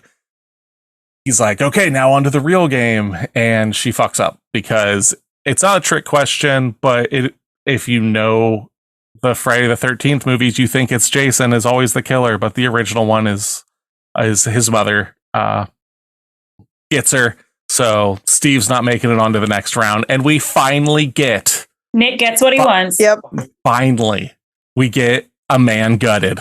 Steve guts spilled out into his lap. This movie was actually about to get an NC-17 rating for some of the gore in this movie, which is super funny considering how movies went in the next 10 years. Mm-hmm. Hostel was only like 10 years from this. So, yeah, this scene was supposed to be a lot longer. There was supposed to be a lot, like you were supposed to actually see the entrails fall out of him and stuff like that, I guess. So I would have been like, yeah, Steve, do it. Yep. Do the gut stuff. But again, I'll take what I can get. I can take these scraps. It's cool. So we see that happen. The next question is then, what door am I at? And she's what? And we get chair through the window, I believe, and we're off to the races. She's running around. You get like the almost like Psycho theme kind of mixed in there a little bit, where it's like like all that kind of stuff. She's running around. Oh no, she forgot the popcorn's on. House starting to fill with smoke, and she gets out of the house. Yeah, pure chaos. And this is all like within the first like 10 minutes or so of the movie, 10-15 minutes. Yep. She's kind of hanging out. She looks in the house. She sees Ghostface kind of looking around the house and everything. Now she's something that I find peculiar. She's holding the phone right there the whole time. I didn't think of it the first time or the first 100 times that I watched this movie, but I'm like, why isn't he just calling that phone to find her? Because it's going to ring. And if she's holding it, like it'll just be like a beacon or whatever. But it was on the whole time. Oh, was it? Yeah, because then we go in and she's standing there. Then he finds her and like he tackles her to the ground, and we have this fight ensue basically. And when her parents come home, because they're the car that's driving up the alley, and the smoke's filling the house, and they're trying to find her because the house is in shambles and all of this stuff, and she's outside dying literally. And her mom picks up the phone to call her to figure out, and she's on the line, like breathing heavily and like screaming. And like, can you imagine though? Like that actually teared me up last night because I'm a mom now. And I'm like, oh my God, that would be so horrible to have to hear your child dying on the freaking phone. Like that's horrible. Yeah. That is a heartbreaking scene. Like when he stabs her and he like she kind of kicks him a bit and he just starts to strangle her. So it sets up the fact that like her voice box is kind of fucked up because he's trying to strangle her. So she sees her parents walking in the house and she goes to yell, and it's just like crackly, like, Mom. Yep. And like, that is so heartbreaking to me because I'm like, oh no. So close. Yep. Yeah. Cause I'm a mom too. And it just really gets me. Yeah. But yeah, then he just starts going to town, stabbing her and everything. The husband tells the wife to, go to the neighbor's house. We're going to find out what's happening. She walks out the door, and there's Drew Barrymore strung up in a tree, hanging, stabbed, dead, Horrible. Booms. Yep. Scream. And like, I don't remember the title looking that horrible. Like it just looks like bad typeface, like it is Scream. It's like, oh, okay. I don't remember. I remember the title that you see on the posters. I don't remember that.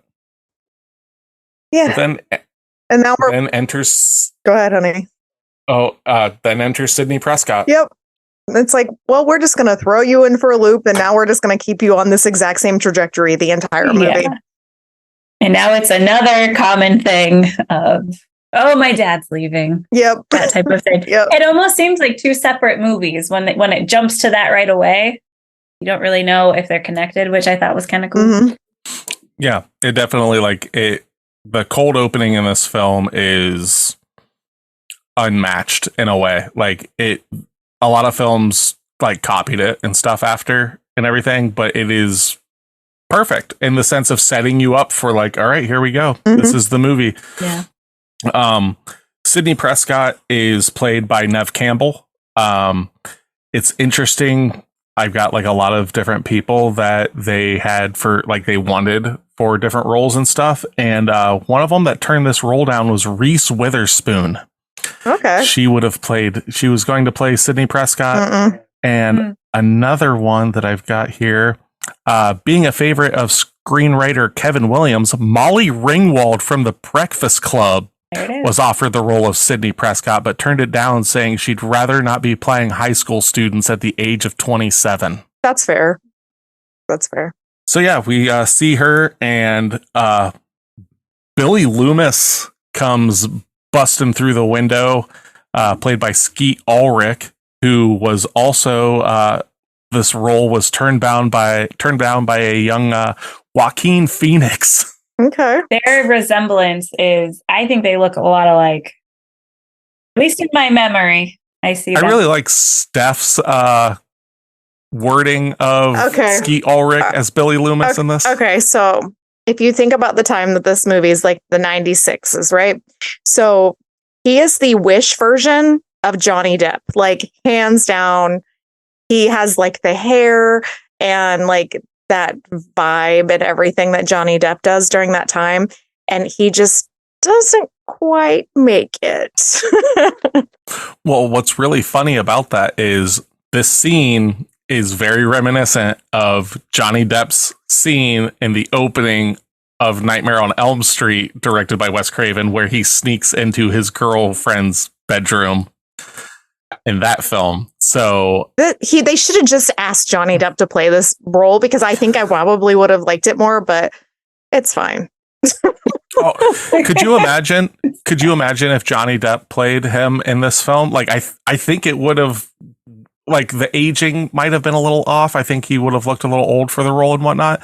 But could you imagine him in this role the way it goes? Like, I think it would have been fucking I can see it, yeah. badass. Yeah. Well, I think this was like the time that, like, did he make Sleepy Hollow around this time? And like, I don't know. I'd have to look and see what his filmography is at that time. Let me look, or Tasha can look. But yeah, Billy says it, like, some of the weird, like, he has some of the weirdest dialogue in this because he's always bringing up horror films, which I understand. I do that too, but not in these ways. He's like, The Exorcist was on and got me thinking about you. Yeah. Which I'm like, what? Like, I understand the way they go about it in this conversation, because he's talking about things being cut out for TV and he's trying to get in her pants and all this stuff. And like, we used to be hot and heavy and all this stuff. But like, it's so fucking weird. Be like, so I saw this child throwing up pea soup and it got me thinking about your butt. Anyway, Sleepy Hollow came out in 99. So it was around that time. But he was also doing Fear and Loathing. Fear and Loathing's awesome. The Ninth Gate came out around that time. So he was busy. He was busy doing some big stuff. So they're doing their whole thing up in the bedroom and everything. Dad comes in. He's like, I thought I heard a scream. Basically gives a little expositional dialogue of that I'm leaving and I'll be going like out of town, and if you need me, I'll be at this hotel, and yada, yada, yada, and everything. And then they kind of talk a little bit more. She shows her boobs, but we don't get to see them. Stupid. Yeah. It's like, would you go for a PG-13 relationship? And I always think that, I don't know what movie it is that makes me think this, but I always think that when he sees her tits, that he like is like, whoa, and falls out of the window. And it doesn't happen. I think I've seen Scary Movie once. I don't know if it happens in that or something, but like, that's what I expected. And then it didn't happen. And I was like, oh, well, I guess I didn't direct this film.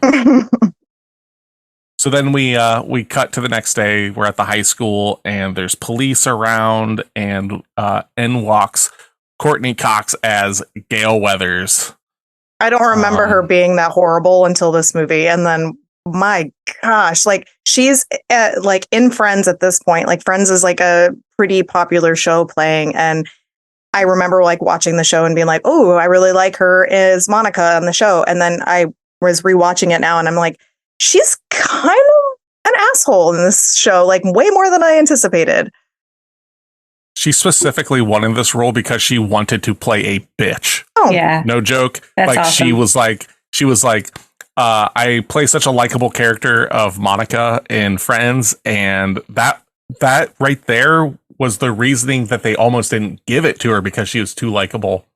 No, she was like, no, I want to play a ruthless bitch. But she's not likable in Friends technically, because she's like the crazy lady super type A. Yeah, exactly. So people find her obnoxious. So she's kind of a different version of obnoxious in this one. It was interesting. Like, I didn't expect that.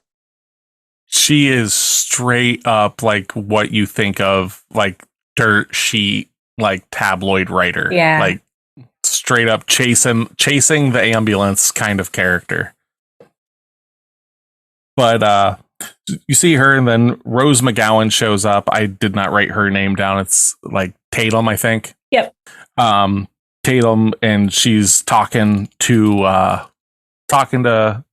Sydney, and kind of references like, this is the craziest thing that's happened since that old crime. Like, just kind of references a little bit, but doesn't want to talk too much. So you're kind of like, there must be more going on than we're being informed of. And we get to meet at this point, Sydney gets taken into the office to just kind of have some questioning and stuff. And we see the Fonz in all of his glory, and Deputy, I don't have his last name. I don't give a shit. I call him Deputy Dewey all the time. Dewey, who I love him in this movie. It's Arquette of some sort. I can't remember his first name. Yeah, it's David Arquette. His real name is David Arquette. Yeah, it's David Arquette. But I love him in this movie. Like, even when like he has like these missteps of like the dialogue doesn't really work out perfectly, it's just, I love him in this movie. He's such an endearing character. I was gonna say the same thing. Yes, so sweet. Agreed. He read for the roles of Billy Loomis and Stu before getting this. So like, no, I can only imagine. No. Stu, I couldn't see him as Stu. No. Well, we'll get to it when Stu shows up, but there's kind of an interesting story of like how that kind of worked out. But so yeah, get some questioning and stuff, and at this time they're starting to set up the who done it with like some eye looks and stuff, because oh my god, why am I forgetting his name? His name's not actually the Fonz, it's Henry Winkler. Henry Winkler is like weirdly kind of touchy when talking to Sydney and stuff, like kind of like caresses her chin. It's like, now would that be okay? Like, they're just going to ask you some questions, and the sheriff kind of gives them some like weird side eye and stuff. So you're kind of set up in a way like this motherfucker, the one out here dicing up people, which I would have loved Ghostface just like riding in on a motorcycle in a leather jacket. Well, he also is like, all of his actions, like even when he's on the speaker for the school and everything, it's overplayed, like it's highly intense. So you're kind of like, is he overcompensating? What's going on? Like, is he just one of those people who just cares? He just cares, kind of like he does in The Waterboy. He just cares.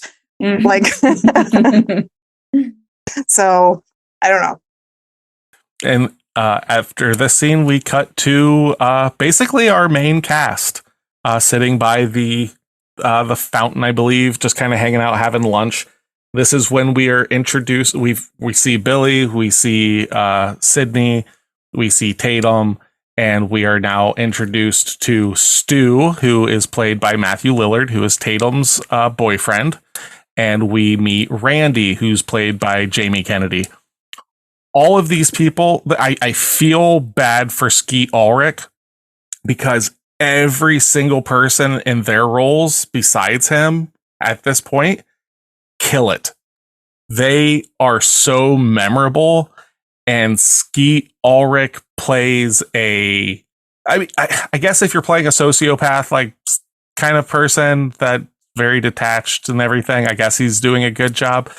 But like Jamie Kennedy as Randy like calls him out so many times. So like, you're telling me that guy's not a killer? Like, he plays it like that. And yeah.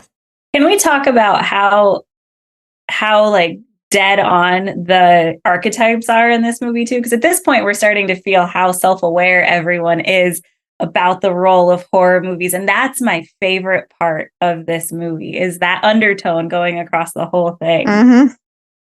I really like how it's so spelled out. Like, this is one where it's all spelled out to you, but you expect that in a Scream movie.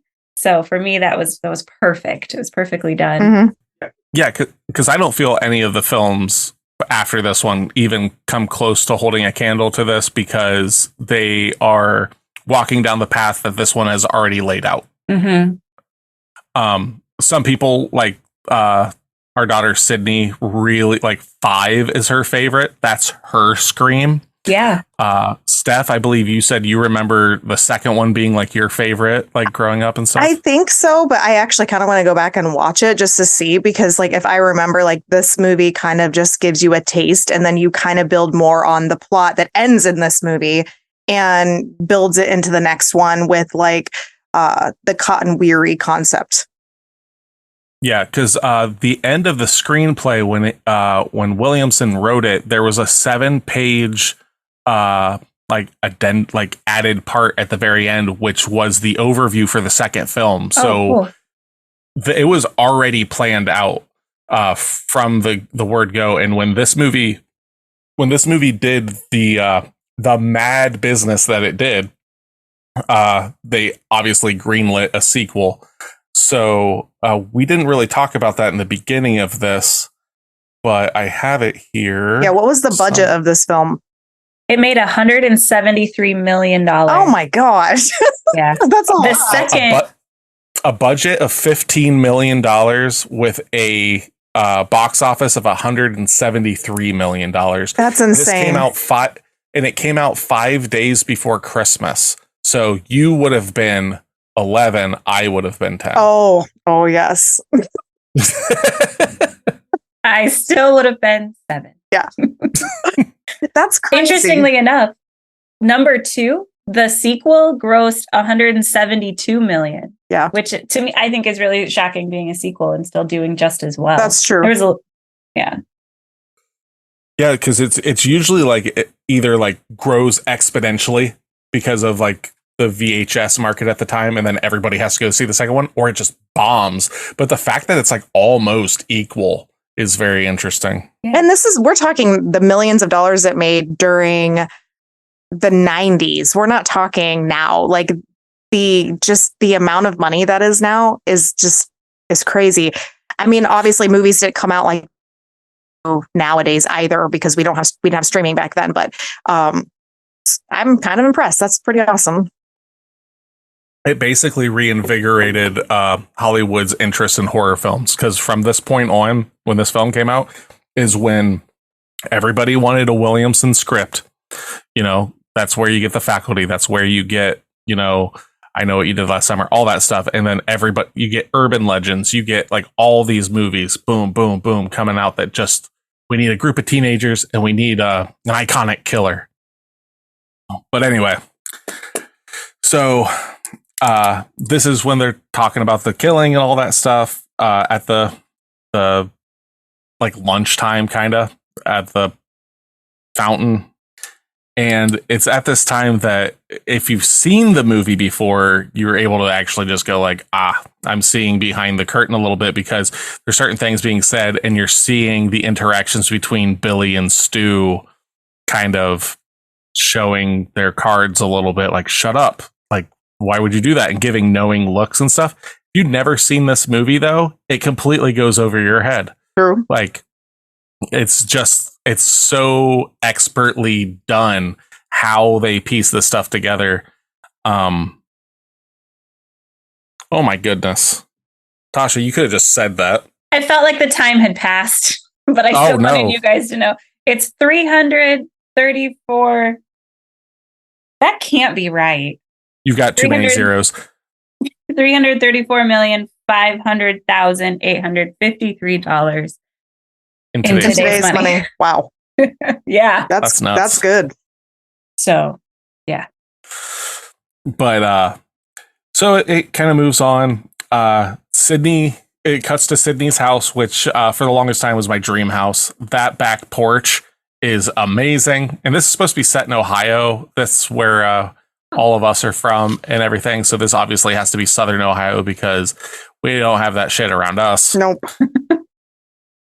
And we get a news broadcast about Marie Prescott 1 year ago raped and murdered, and like pretty tasteless, like how they're talking. It's like almost just like a year ago today, blah, blah, blah. This woman dropped the name. Like, it's so strange, like raped and savagely murdered. Like, it's the news sources down here are very very bad. But I think that goes along with the times. Like you have 24-hour news cycles and court TV and all of that stuff is taken off. So it's like that what is it, like blood cells or something like that? Yeah. So make it as like jarring as possible, and then you know that people are going to listen to it. Yep. They really play into that. And then I must have really been into the movie because my notes jump forward a little bit. I'm sure some other stuff happens at this point. Because isn't this when... Yeah, this is when Sid gets her first phone call. Yes. Yeah. Yeah. She's like hanging out, waiting for her friend to come pick her up because she's going to stay the night there because her dad's gone. He's supposed to be staying in this Hilton out of town for the weekend. And she gets her phone call. And then it kind of just plays out similarly like the other one did with Drew Barrymore's character with, you know, all of that. But she, which I didn't realize this when I was younger, obviously, is that she handles this more like a badass than any of them. Like she's just very aware of like the play out of this. So she's not backing down. Like her character's very strong in this movie. And it just, you know, he comes out and he's trying to breaks into her house and there's all the fighting that ensues. And she's just giving it as good as she gets. And I'm laughing as I'm watching this because Ghostface gets his ass kicked. like multiple times. And then we kind of cut, which this was brilliant. We were talking about this. So in the beginning of the movie, when her dad comes in, when the boyfriend's breaking into the bedroom or coming into her window, her closet door and her bedroom door, when they're together, her door to her bedroom cannot open. So when Ghostface is chasing her through the house, she goes into her bedroom and the same thing happens. So he can't get to her. And I thought that was brilliant because they set it up in a way that it just made sense. And that's kind of where we're at. Well, then boyfriend shows up randomly with a cell phone or something, and she thinks it's him. And then the cops show up and all this stuff happens. And yeah, we got Dewey with the mask out front. Yeah. Like, ah! Yeah. And then Dewey ends up being like this nice guy and like he's gonna take her, and he happens to be the brother to her best friend. So his character is just, he really is endearing. It's like he's just so dumb kind of, but like in a very sweet, like kind backwoods weird way. He just wants to be taken seriously. Yeah. He's a golden retriever. Yeah, he totally is. Yeah. Yeah. Well, like, because he even talks about, like, you know, that nobody takes him seriously and stuff like that. Because he's like 25 or 26, because he was 25 for a whole year. Yep. He mentions when he's talking to Gale Weathers. But yeah, like, he's a young cop. He's a deputy, though. So, I mean, like, he's not just a beat cop. He must be pretty good at his job somewhat. I mean, but yeah, these are the worst cops ever, though, at the same time. They are. Like, just the handling of evidence. Yeah. Yeah. Fingerprints on everything. Oh my God. Pick up the mask. Yeah. Well, and then they go to the jail and Billy gets taken in for questioning. And I think it's his lawyer that's sitting there with him talking to like whatever the main guy is there. And it's his dad. Is it his dad?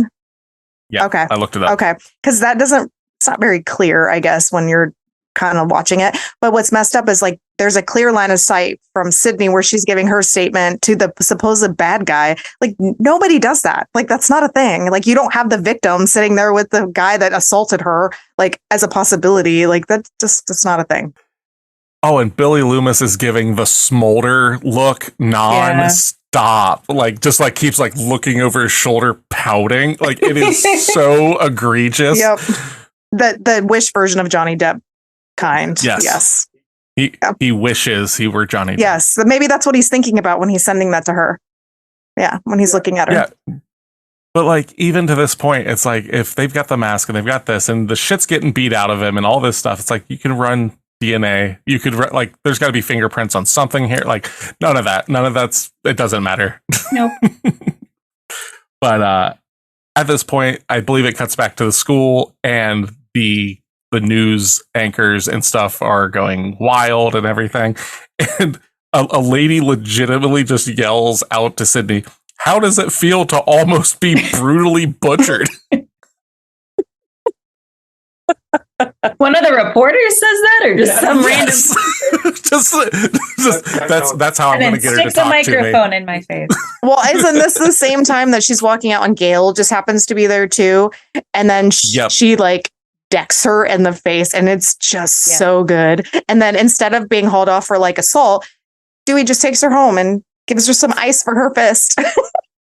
Yep, because Gail starts asking her questions about like putting an innocent man away to jail for life, and he's on death row because Sidney Prescott is like her testimony at her mother's murder trial is the reason Cotton Weary got put away, and you're told that she has wrote a book with Cotton Weary about how he's innocent and all this stuff. And she starts kind of putting things together like, oh, these things are connected, aren't they? This is still going on. This is the same thing. You put like basically just being like, you fucked up, Sydney. You sent a guy to prison to death row and all this stuff. And that's when she fucking just splits her open.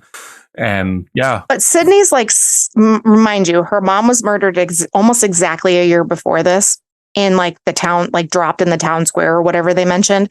But she's a teenager. Like we need to not forget that, because this lady who's a journalist is treating her like she's some adult, like she has to answer for something. I don't know a single teenager that's going to be like, yeah, I know all the facts and I know everything and I can think logically when my mother was brutally murdered. Like it's so strange that she has like this expectation that Sydney's supposed to be, all knowing or something. Yeah. They're at the school and everything. We've got a prank of some kids running down the hallway with ghost face masks on. Stu's laughing, loving it and everything, but Sydney clearly is not, because she was almost, and I quote, almost brutally butchered just last night. But yeah, we cut to the Fonz with the kids in his office, being extremely sinister with a pair of scissors, expelling these two for doing this because their classmates were murdered and all this stuff. So around this time also, Sydney runs into Billy, and Billy's kind of like, I just got out of jail, they took my prints, all this stuff, like, you still think I'm the killer, don't you? Which he keeps just gaslight all day long, just like, what like brooding face, pouty face, what? And then he makes it about them not having sex with each other, which I was just like, are you flipping kidding me right now? Your girlfriend doesn't want to do you and you're brooding over that too. It's a very serious topic. She needs to get over the fact that her mother was raped and murdered, but not him. And then she needs to like let him put it in stat. Yep. He's not happy that her mom's murder changed her. Yeah, I think that was said at some point. Yeah. Yep. My mom left. You just need to get over it. Yeah. Which he clearly has not gotten over. It's literally the motivation of him in this movie. To all of the young women in the world, guys will say anything to get in your pants, and Billy Loomis is a prime example of it. Oh, that's great. Yeah, he's a shitbag, that's for sure. So Sid goes into the bathroom, and she gets to hear these girls spitting all this vitriol and stuff. Just, like, it's probably Sid. She probably lost her mind and, all this stuff. Turns out, I'm not sure which one it is, but I did read that one of these girls is played by Skeet Ulrich's girlfriend at the time. So I wonder if she had like some beef with Nev Campbell and was just like, oh no, hold my beer, I got this. Now's my chance. Yeah. And it's like all ad-libbed or something. She's just fucking going ham on her. And they are just fucking horrible. Mm-hmm. I had to ask Steph, I was like, is this what it was like in high school for girls? Like, is this how nasty your bathrooms were? Because these are some fucking rank bathrooms. Yeah, not mine. Not mine either. Look, it literally looked like there's like puke around the base of these toilets and stuff, and just toilet paper everywhere. But we then see like Sydney's like done in the bathroom washing her hands, and you hear her name get whispered, which I don't remember hearing that. I didn't either initially. I didn't hear that. You just hear you didn't. Yeah, you just hear Sydney, and she's kind of looking around, and then you see the feet come out and the ghost face dress, smock, whatever you want to call it, come out, and we get another scene of Sidney Prescott just beating the ever living shit out of that ass. I could just watch a super cut of that all day long. Yep. And because of this, the Fonz decides that school is canceled for the foreseeable future. Of course, the kids are like, party at Stu's house. Yeah.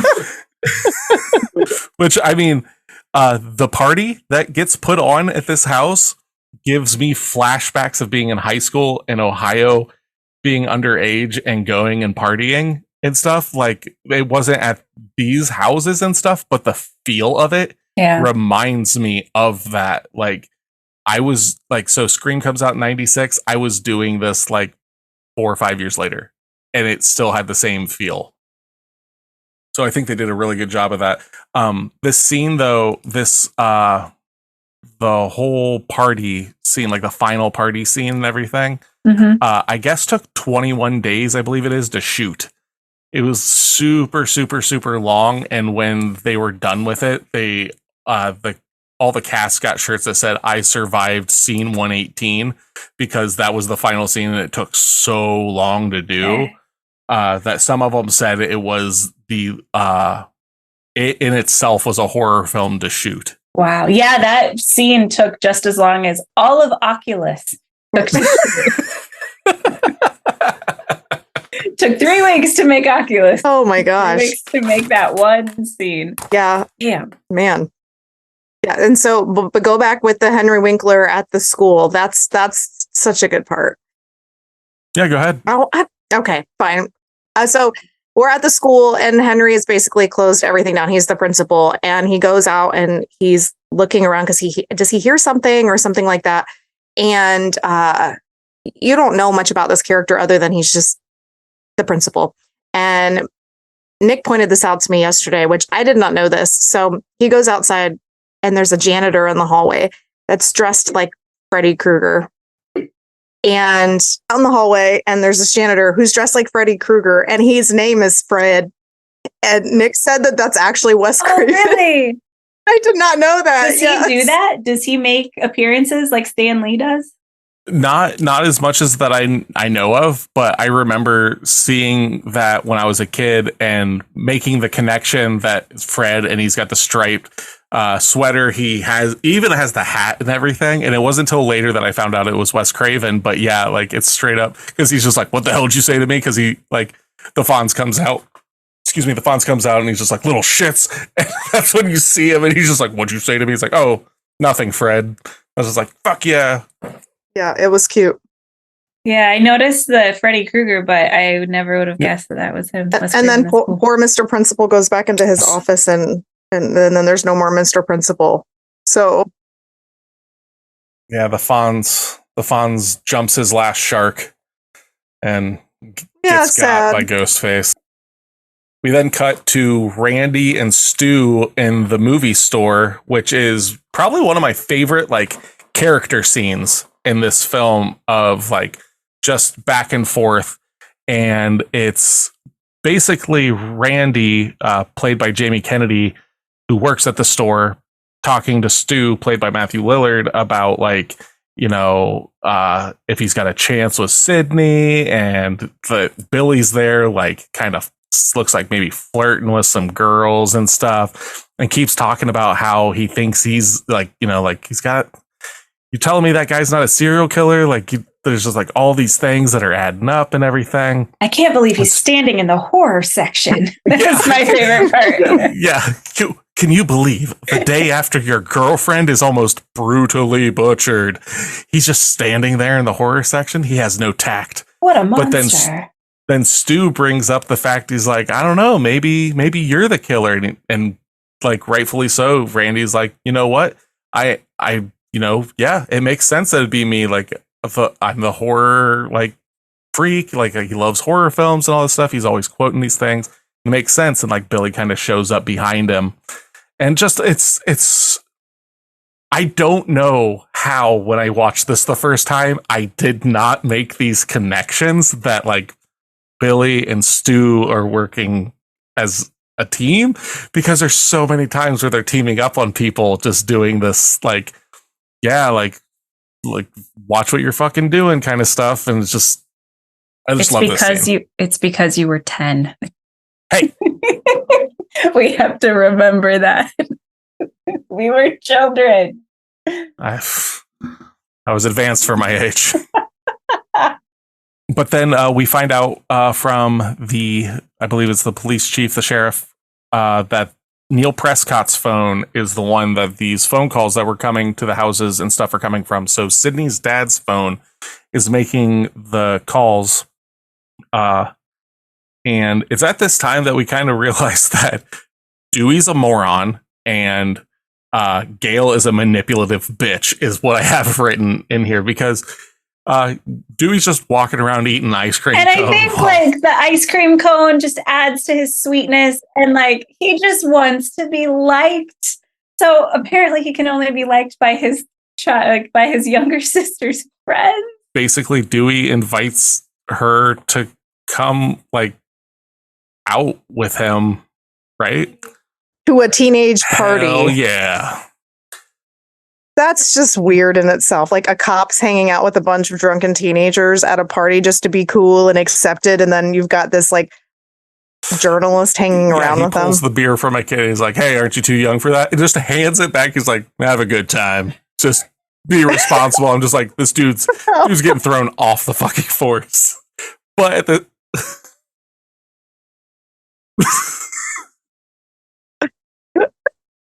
Yep. Because his sister doesn't even like him. She like emasculates him. Like she's just so not nice to him.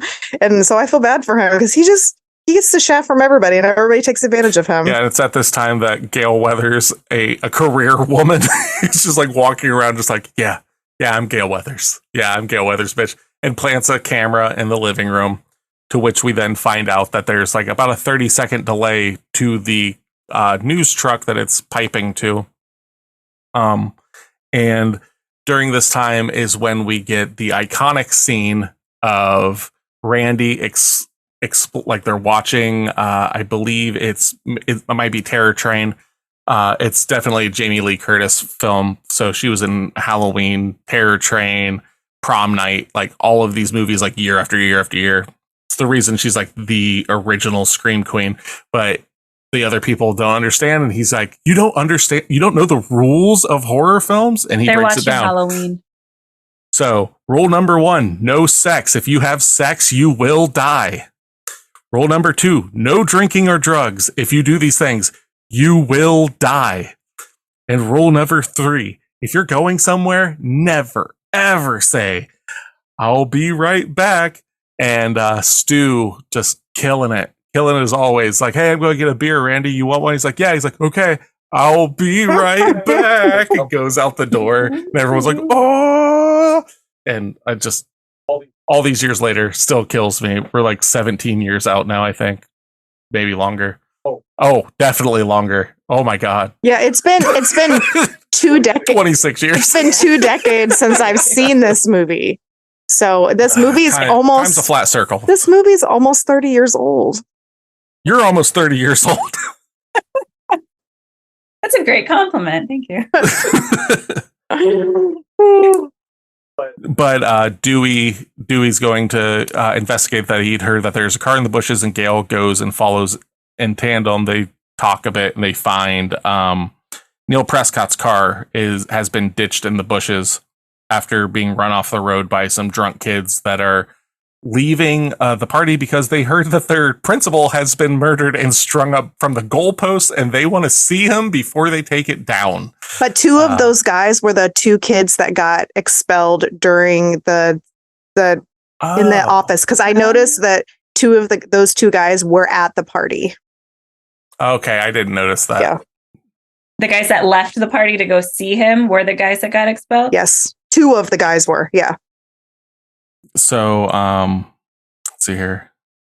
It's at this time that Billy finally gets his way, and they're talking. Billy and Sydney are talking, and you're skipping a pivotal part, God. honey. I'm You're missing sorry. like you're missing the garage How the scene. fuck did I miss that? I've got it written. Oh, I think I have it written out of order. Oh yeah. Yeah. Tatum in full hard nipple glory walks out into the garage. Go for it, Tasha. I don't know. I don't remember all of it. I might be saying it out of, but the biggest part to me is just the unapologetically hard nipples. Yep. Where she she's playing that architect beautifully. Yep. Walking out, there's no need for it. But so she walks out, and honestly, it's the only part I remember because at this point I fell asleep. Oh no. History reminds me of how she met her demise, but she grabs beers from the refrigerator that's in the garage, and the garage door she tries to open, then it goes back closed, and there's a doggy door in it, and it's being really strange. And so she goes over and she's like, and she goes over and grabs the beers, and she turns around and there's Ghostface standing on the step, and she thinks it's just somebody fucking around, and she's just playing into that like kind of dumb concept, or like she just thinks it's a prank, and it's not a prank. And so when he starts to advance on her and cause problems, she's chucking the beer bottles at him. So she's given as good as she's getting basically in the beginning. And he I think at one point, if I remember correctly, one of those beer bottles breaks right on his genitals. And like, I was like, you go, girlfriend. And then I want to say she breaks another one over his head or his face or something. Throws one, it smashes in his face, another one into the crotch. He goes to stab her and like trips over and flips back onto the stairs. That's when she's getting ready to make her escape. Yes, and so she goes to go through the doggy door because she can't get out. And of course, then he pushes the button and goodbye. One of the most imaginative kills, and it is the most imaginative kill in this movie, but like just in general, like I don't care if it looks a little corny when her face gets smashed up in the thing, because it kind of looks like rubber. It looks like a mask kind of getting crushed in, but like just the overall, like her getting drug up in the door and everything. I love that scene. Like, it's, in my opinion, my favorite kill in this film. Because you don't see a lot of like imaginative kills in this movie, really. You just get like stabbed. Oh, stabbed again. That's, well, other than at the end. Yeah, the end is completely different. Yeah. But like everything building up to this, like, but let's see here what we got. So yeah, then jumping back, they have sex and everything, and kind of in her post-sex clarity, Sydney's asking Billy some questions like, so when you were in jail, like, who'd you use your call for? And he's like, I called my dad. It's like, no, like, I saw the sheriff do that. And it's like, yeah, when I called, he didn't answer. And it's just like, oh, you slimy motherfucker. Like, it just like keeps building up. And still at this point, like, I was like, I don't know. It could be, I don't know. He seems right, but I'm always that guy. It's like, they're making this obvious. They obviously have to be doing something else. And it's at this point, like, he's kind of explaining himself, that Ghostface comes in and kills him, stabs him a few times and everything. He turns around, kind of reaches out to Sydney, falls down on the bed. Sydney goes to escape, I believe, out the window. And this is when this has to be the tightest boat tarp ever, because she falls out this window into the boat. And if that thing's not tight enough, that girl is snapping her spine on those seats. Like, I don't know how, like, we're supposed to believe that, but whatever. So she gets out. I believe it's at this time when she's running. This is when she sees Tatum caught up in the door, I believe. Somewhere around that time. No, that's towards the end. But yeah. That's further down. Yeah. She's running through like the fields and doing all that stuff. And she talks to the guy at where they realize the delay is going on, because the ghost face is in the living room, like with his knife, as Jamie Kennedy's character is sitting there watching his horror movie, like saying, something about look behind you, Jamie. Yeah. Because it's funny because his name's Jamie Kennedy and he's talking about Jamie Lee Curtis. And I think he just keeps going like, look behind you, Jamie, as Ghostface is behind him about to kill him. Yep. Yeah. It's at this time, though, that they see this in the truck happening, but a sound happens that makes Ghostface leave. There's the 30-second delay. So when they come to step out of the truck, Ghostface kills the camera guy. Slices his throat open. It's pretty bloody. It's pretty good. Yeah. And then she climbs through the truck and he chases after her. And that's when she goes on her little run through the outdoors area. Yep. She starts running up to the house then, and you see Deputy Dewey coming out and kind of like staggered, like, Sid, and he kind of braces up against the wall, and you see a knife protruding out of his back. Yep. At this time. And I got Dewey done been stabbed in my notes. Yeah. And then the culmination of the rest of this movie is like brilliantly written because, you know, he comes in and I can't remember all the ins and outs of it, but the supposedly dead boyfriend is coming down the stairs and Billy comes falling down the stairs and she gives him the gun that she has or the knife that she has, one of the two. I can't remember what she has. And it's a gun. Is it a gun? And then magically he's not dead and he's got corn syrup on him. Well, I've got the paranoia reaches a fever pitch because Stu and Randy both come flying up at the door and they're both accusing each other of being the killer. Yep. And Sid is not having it and she locks them out and they're just screaming outside the door. Like, it's him. Yeah. And it just like hits this peak. And that's when Billy kind of falls down the stairs. She starts taking care of him. And that's when Billy shows like, haha, it's me. I believe, let's see here. Gives him the gun, opens the door, and shoots Randy. So Randy's dead, or so we believe.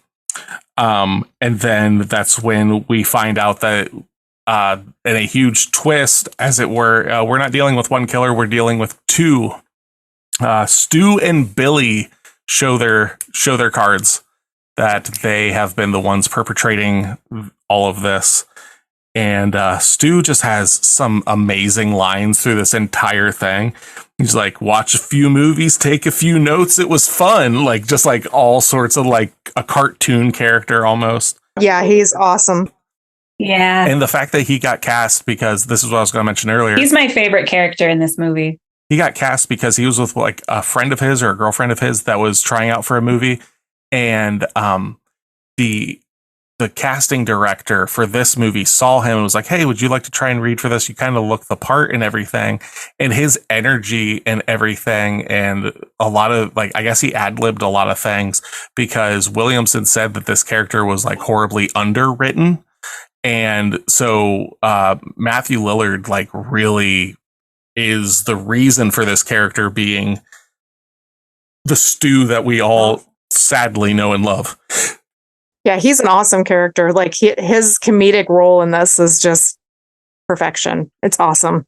So they then explain, you know, like, well, this happened, like, got to kill all these people, and then everybody got murdered and only left us for dead. So the last thing we got to do is make it look right. So they begin to stab each other. Billy and Stu do. Oh, yeah. Sydney disappears. So during all of this altercation and stuff of them like stabbing, she just kind of goes missing. And poor Stu is just like kind of like, I'm feeling pretty woozy here, man. Like, I think you went too deep and all this stuff. And Billy is fucking losing it because he's talking previous to Sydney leaving, is explaining their reasoning for doing this, that they killed her mother because her mother was a cheating whore that slept with his father and caused his mother to leave. But remember, he's totally over it. She left a year ago or whatever, and he got over it. So totally adjusted. Clearly. Well, and then the dad gets pulled out of the closet, and then they like throw them on the floor, taped together and stuff. And she has to just like stand there and watch her father like lay on the floor as they're stabbing each other and telling her like this whole story is unfolding essentially. Yep. So they then put the cell phone that was a cloned version of his cell phone and the voice manipulation box and put that on him and everything. Like, boom, it's all tied up. He's already a suspect, you know, like he's going down for it. He killed all these people and then shoots himself in the head. That's what happens. And we were left for dead.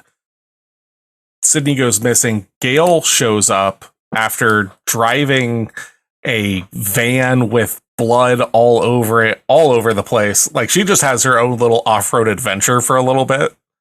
And she ends up showing up and gets the gun because Stu goes to grab the gun to deal with Sydney since she's disappeared and he can't find it. He's like, I left it right here. Like, in like the most Matthew Lillard way. He's like, it was right here. Like, it's really good.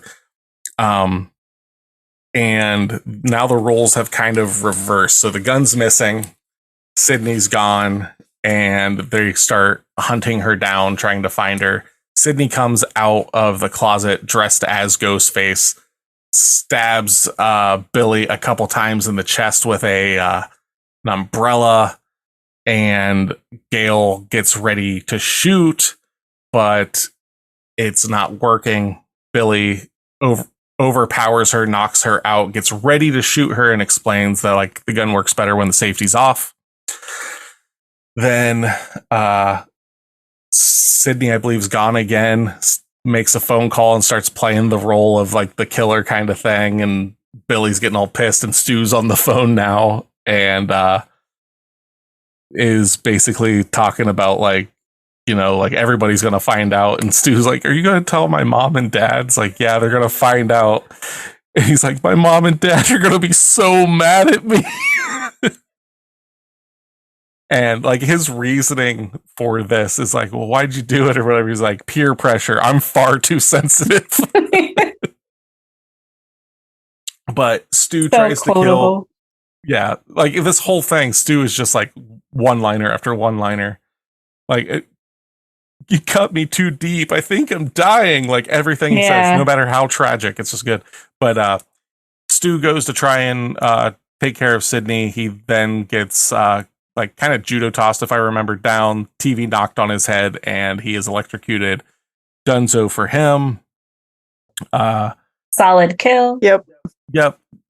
Then Billy is actually shot by Gail this time. She awakens after being knocked out, shoots him, and Sid takes the gun from him, or from Gail, walks up to Billy, and Randy says, like, this is the part in the movie where the killer gets one last thing, and Billy sits up like, ugh, and Sid just right in the head, right between the eyes, dead. And she says, not in my movie. Where that, I don't think that would work in any other movie, but it fits with this one. It somehow works for this movie.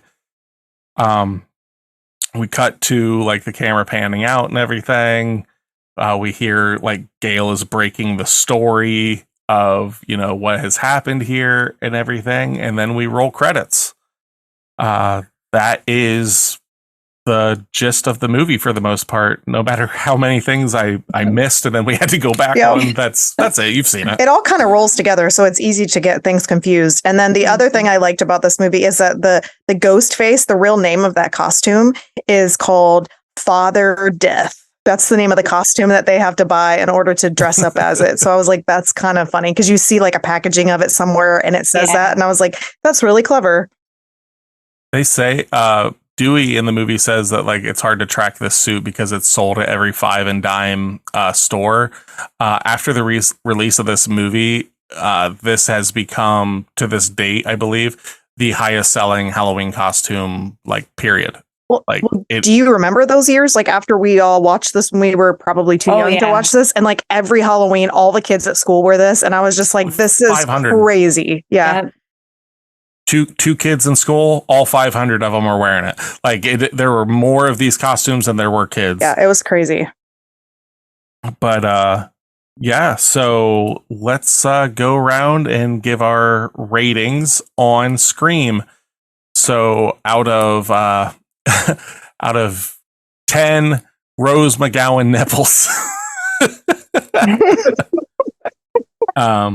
Tasha, what do you give Scream? All right. I love this movie. I love the fact that Wes Craven was able to condition us to think that a ringing phone was scary. That I think is great. I watching it as a kid, like it doesn't hit. This is another one that it doesn't hit the same, but it hits in a different way. The nostalgia. Ghostface isn't scary to me.